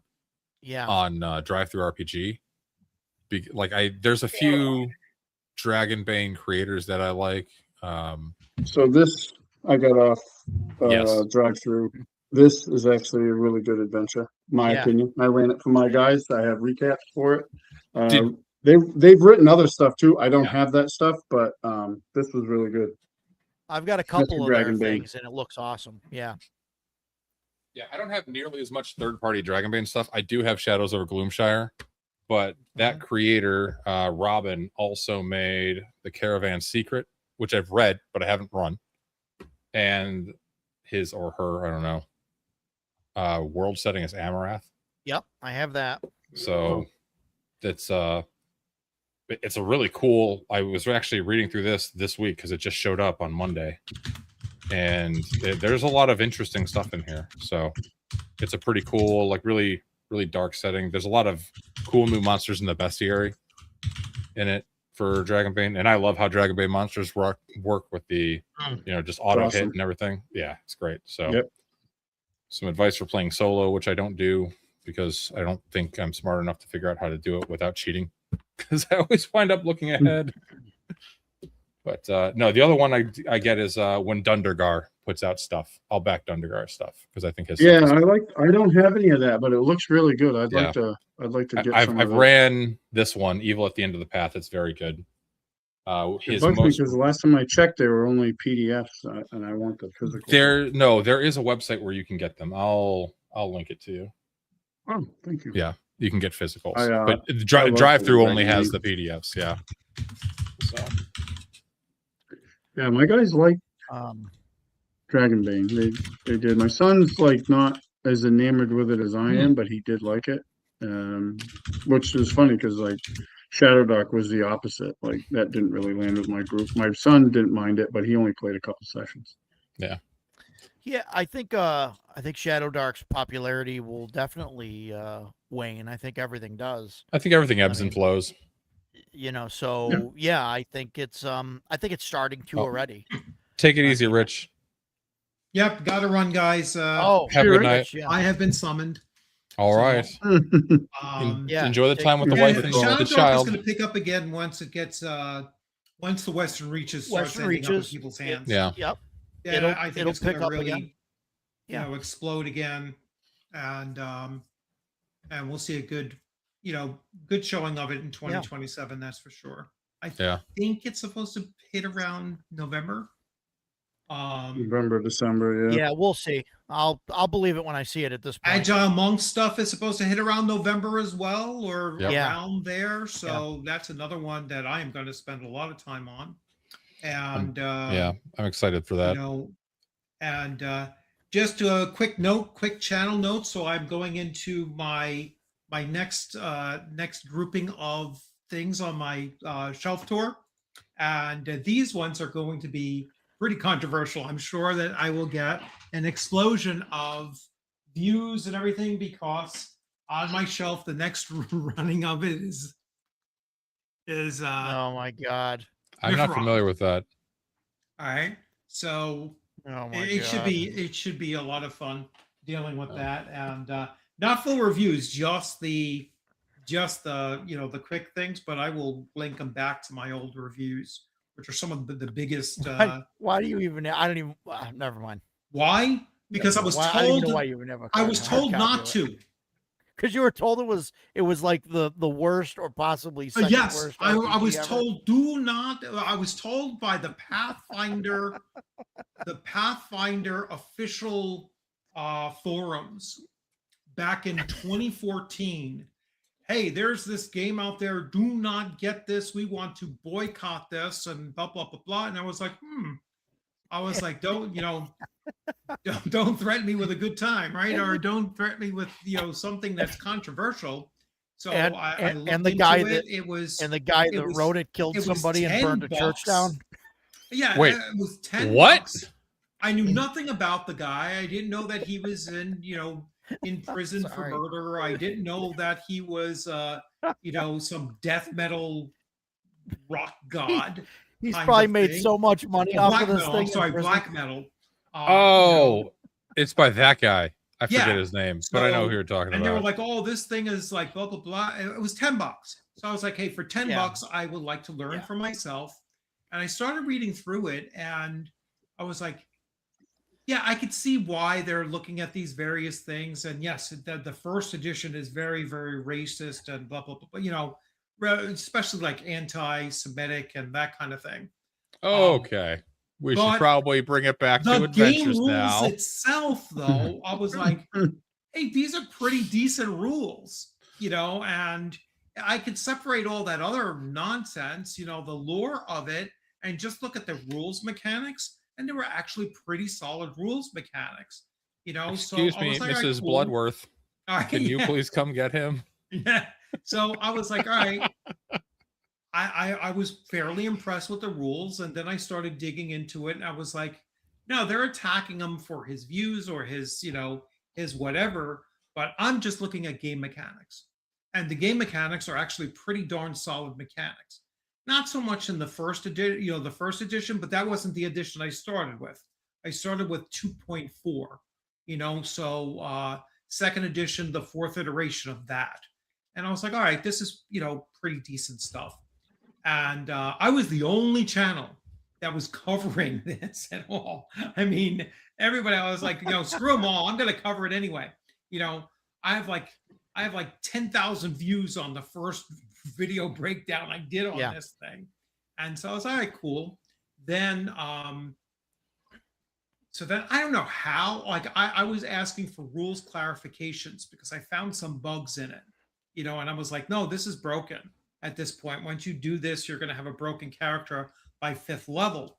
And so Mark Vickers responded to me, and he was like, all right, yeah. He says, you know what? I'm going to send you some stuff and look it over and see where it is. So he sent me the first edition book, you know, along with its map, and then he like a second edition, a third, sent me a whole bunch of crap, you know, and I'm like, hey, you know what? It's like, you know, 61 of 100 signed. I'm like, you know, Oh wow. I was like, hey, You know what? That's one thing I can honestly say. I don't have any like murder or paraphernalia that's signed, I think. so it's that like, you know of. That I know sometimes of. you have to separate the artist from the art, and you know, and just look at the art. Otherwise, there's a lot of Hollywood stars that I would not watch their shit. You know what I'm saying? It's like, but it is what it is. It's not a bad system. Yeah. You know, it's combat rules. I like. It's also not D&D based. It's more Rollmaster, Harn, and some of those others. So that maybe that's where those other mechanics come from. And I was like, no, these are pretty cool mechanics. I mean, there's like no critical hits table. It's just like if you hit, if your roll exceeds by increments of 3 above what you needed to, you do additional damage. So it kind of becomes like a de facto critical hit. And I'm like, oh, I like that rule. Well, you can tell us more about it on your shelf tour. Yeah. Yeah. Well, the shelf tour, I'm just going to be, this is it. And then I'll Oh. link back to the original. And so anyway, but anyhow, guys, I got to run. Yeah, My wife thanks, wants Rich. to See you, Rich. have coffee. Take care. So, All right, Get- you'll have a good one, guys. And let's Yep. see. I'll have to make sure that I end the stream on my end too, because last time I did this, I had DM James was running like for like 13 hours on my stream, and I was like, oh, Yeah. okay. All right. Anyway, you Yeah, guys have if a you- great one. I will. Maybe I'll see you on Tuesday, Roger, for your thing on Tuesday at 6 o'clock. Yeah, we got Grim Jim coming on. Yeah. Oh no, I'm not gonna Talk join. about So, but So maybe he'll see you I'll- next Tuesday, Roger. yeah, I'll see you the following. We'll- No, the following chat. Tuesday Yeah, I'm yeah. working, so I'm not Okay. gonna see you then either. yeah. All yeah. right. So screw you, Roger. Nice I'll to see meet you you. on Friday. Later, Rich. Have a good one. We'll talk. Have a yeah. good one. Thanks, Rich. So, I want to go back to something Grognard said like Yeah. 9 minutes ago, but apologies. But he said Free League can do no wrong. I've been hovering on this for a bit. He said Free League can do no wrong. yeah. I will. I just want to throw out there the Electric State Special Edition Core Rulebook. That's all. That's all I Was- wanted to say about that. Was it Yeah. was it bad? Well, I so got rid of it. So so yeah, it was bad. Tora did say Free League has embraced safety tools, which sucks. Yeah, but whatever. Like I mean, I don't know. I get it. I get some people I- don't like safety tools, I think but if they're they put a stupid. paragraph in the beginning of the book or whatever, like I mean, whatever. I don't know. I'm pretty Yeah. sure I know what this is in reference to, and I think it's a beautiful thing. Yeah. Electric State didn't sell that well because even I got a free PDF for them. Yeah, I didn't get Electric State. My Free League is Dragonbane. largely Forbidden Lands and Dragonbane. That's my Free Man, League footprint. I wish I could find a picture of the special edition Yeah, core rulebook. It was there we it go. was that bad. Like there's not even a picture of it that exists. I can find. It's that bad. It's that bad. So Yeah, it's just this horrible like pink cover. yeah. Yeah, just not. I didn't like it. Nothing against the game, but Steven, I did send Stan on Discord since he was talking about Dundergar's site to get the physicals. So that's it. I found it. Yep. Totally worth it. He makes good adventures for Dragonbane. Yeah, I'm gonna have to order some of those because I didn't do his Kickstarter, and I really just wanted the adventures, and that wasn't something you could do with the Kickstarter. So Yeah. I think I'll have to order them because they look good. I need to run more Dragonbane. I do too. I go back and forth so much on what I want to run, but like Dragonbane is my favorite non-D&D style fantasy game by far. Is Dragonbane. Ooh, do I like Dragonbane more than Forbidden Lands? oh boy. I don't know. Man. Well, Dragonbane's kind of like Forbidden Lands light. Yeah, it kind of is. So I don't know. Well, That would be it's hard to good. rank those two. I Yeah, probably like maybe. Dragonbane Yeah. more. Well, I don't know. I'm going to talk about this in a couple weeks. Yeah, because you just started Tuesday. running it, right? Well, Forbidden Lands, yeah, but I'm going to do a show on things we've changed on, like things we've changed our mind on. Okay.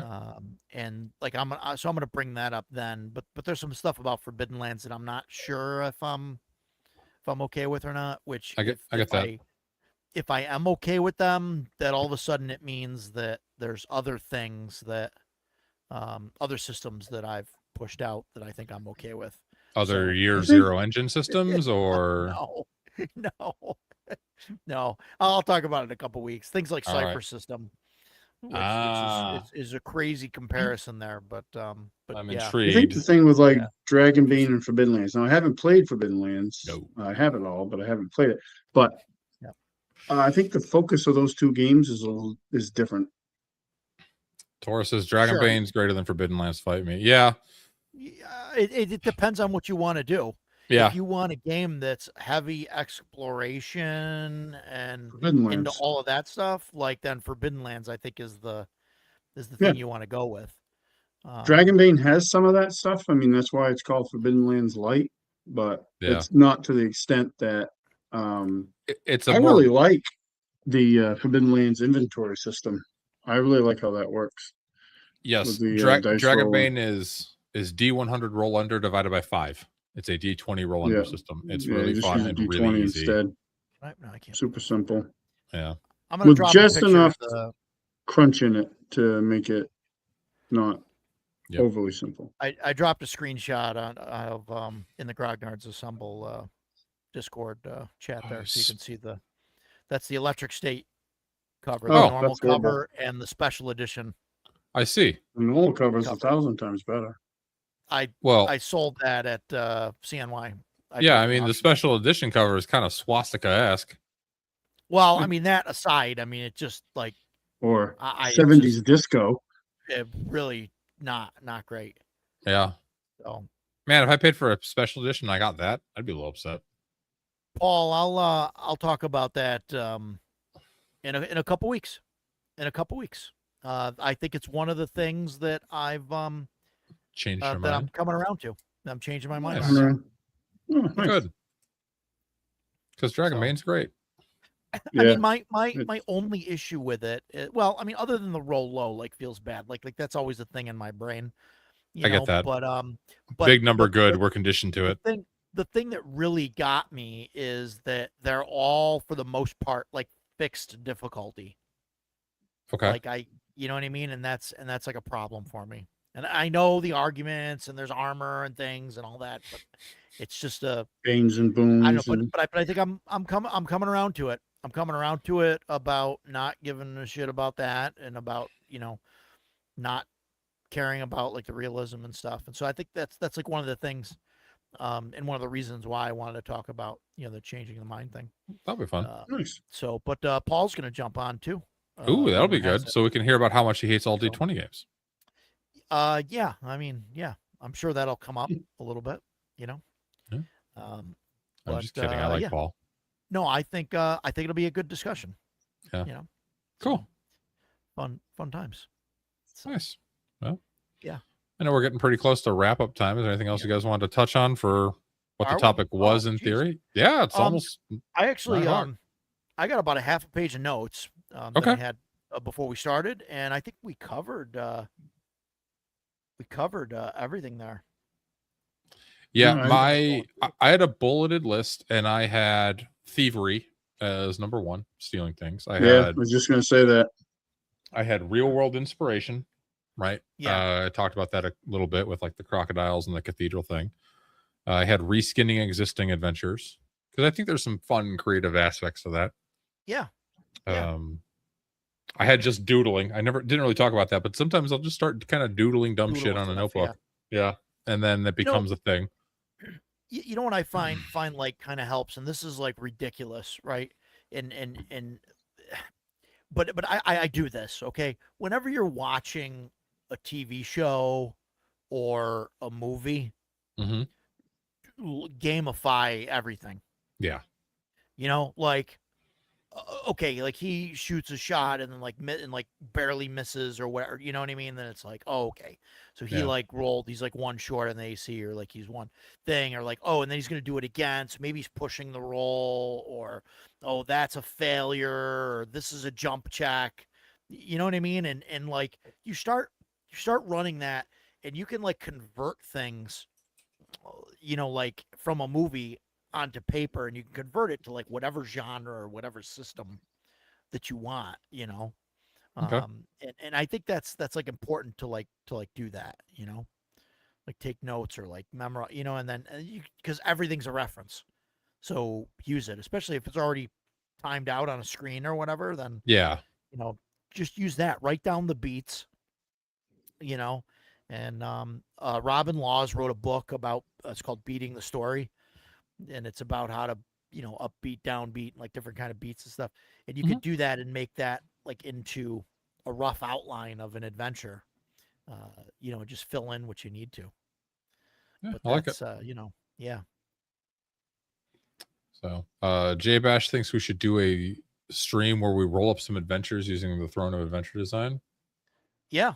And Yeah. I mean, I think that'd be that's- fun. that's definitely, like I said, like I was talking about doing one of my Tuesday streams like that, doing like what is it, 19 hexes is 3 rings. Yeah. I think of like hexes, and like randomly like going through either using Shadow Dark or some, you know, simple, Just like use the generation procedures. Yeah. use a procedure, just generate the things, and then go around and say, okay, what's here? Like let's put something in this hex, something in this hex, something over here, and then and then we can go through the tome of and just do exactly what we did, right? Yeah. Say, hey, like what's in this hex? Let's roll randomly. Oh, it's a temple, you know, and then like we just go around and, you know, we can flip open the tome of adventure design or any other book and try and, you know, figure that out. Hamlet's I'm going to Hit call it Points, the pickled onion plague doctors of Promontory Point. There you go. Yeah. That's what I'm going to make. Hamlet's Hit Points is very good. Yeah. Very good as well. Robin Laws. Yeah. Robin Laws has a lot of great books. Stan runs Dragonbane at CNY. Look at that. That'd be fun. I didn't know that. That'd be cool So. if he's gonna. That would be cool. Yeah, we could totally do that on a stream. I think that'd be a lot of fun. But yeah. if you guys want to like roll on the tables and stuff, I can kind of scribe it out and then we can post it as like a markdown file for people if they want to screw Yeah. around with it. That'd be fun. Oh yeah, no, that's definitely would be the goal, is to Yeah, like get or everything just written put it down out and there. everything. Yeah. And then put it out there and be like, look, this is how easy it is to generate a thing. And plus, here's like a starting town and like a whole world. And Well, you you could know, do it all on that. multiple streams. There's like procedures for like generating a town. There's procedures for Yeah. generating the hexes. You could generate the, like that would be a fun series. Yeah. It would be Yeah. cool too to like hear back from people if they used it, you know, what they did and Yeah. What did you guys do? What did you add to it? yeah, how did it Yeah. go? Get like What- play yeah, reports. how did you change it?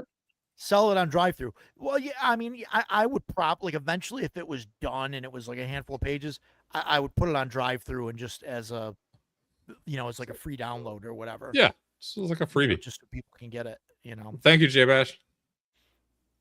So, yeah, good stuff. Very cool. Somebody had a Good stuff. title there So, for it in the comments. Oh, you're talking about my title? Yeah, your title. I Yeah. saw was a title flash real quick. Yep. That's what I'm gonna call it. I like it. Yep. yeah, So, well, good stuff. gentlemen, thank you very much for joining me tonight. Yeah, As always, it was a thanks for pleasure. having me. Time. Stan, I love Thank having you on, bud. Thanks, man. Thanks I for having appreciate me. Well, what about me? Do you love having me on? I also love having you on. Mhm. You're like my Yes. brother from another mother, dude. it. I love it. So, I love it. but No, thank yeah, I you, think next week Ed is going to rejoin us, and the topic for next week was going to be all things Shadow Dark, because Ed Oh, is a Shadow Dark main, if you will. Shadow Dark main GM is his main system. So, and I know I've got opinions. Stan, if you want to join, you got opinions. Rich has opinions. Roger has opinions. I think it'll be a good time. Talk about Shadow Dark. Me have opinions? Yeah. On something? Yeah. No. So, thanks to Pluribus. Yeah, let's do it. So, anything else you guys want to close out with before we close down the stream? That's it. Appreciate Love it. everybody Hey, watching love and you the guys. support. Yeah, appreciate it. Play what Yeah, you want to play. Don't let play more anything- games. Don't let home brewing scare you. Just do it. Yes, agreed. Just do it. Play more games. So, thanks, you all. Have a great night. Just do it. Yeah. Take care, everybody. Bye, all.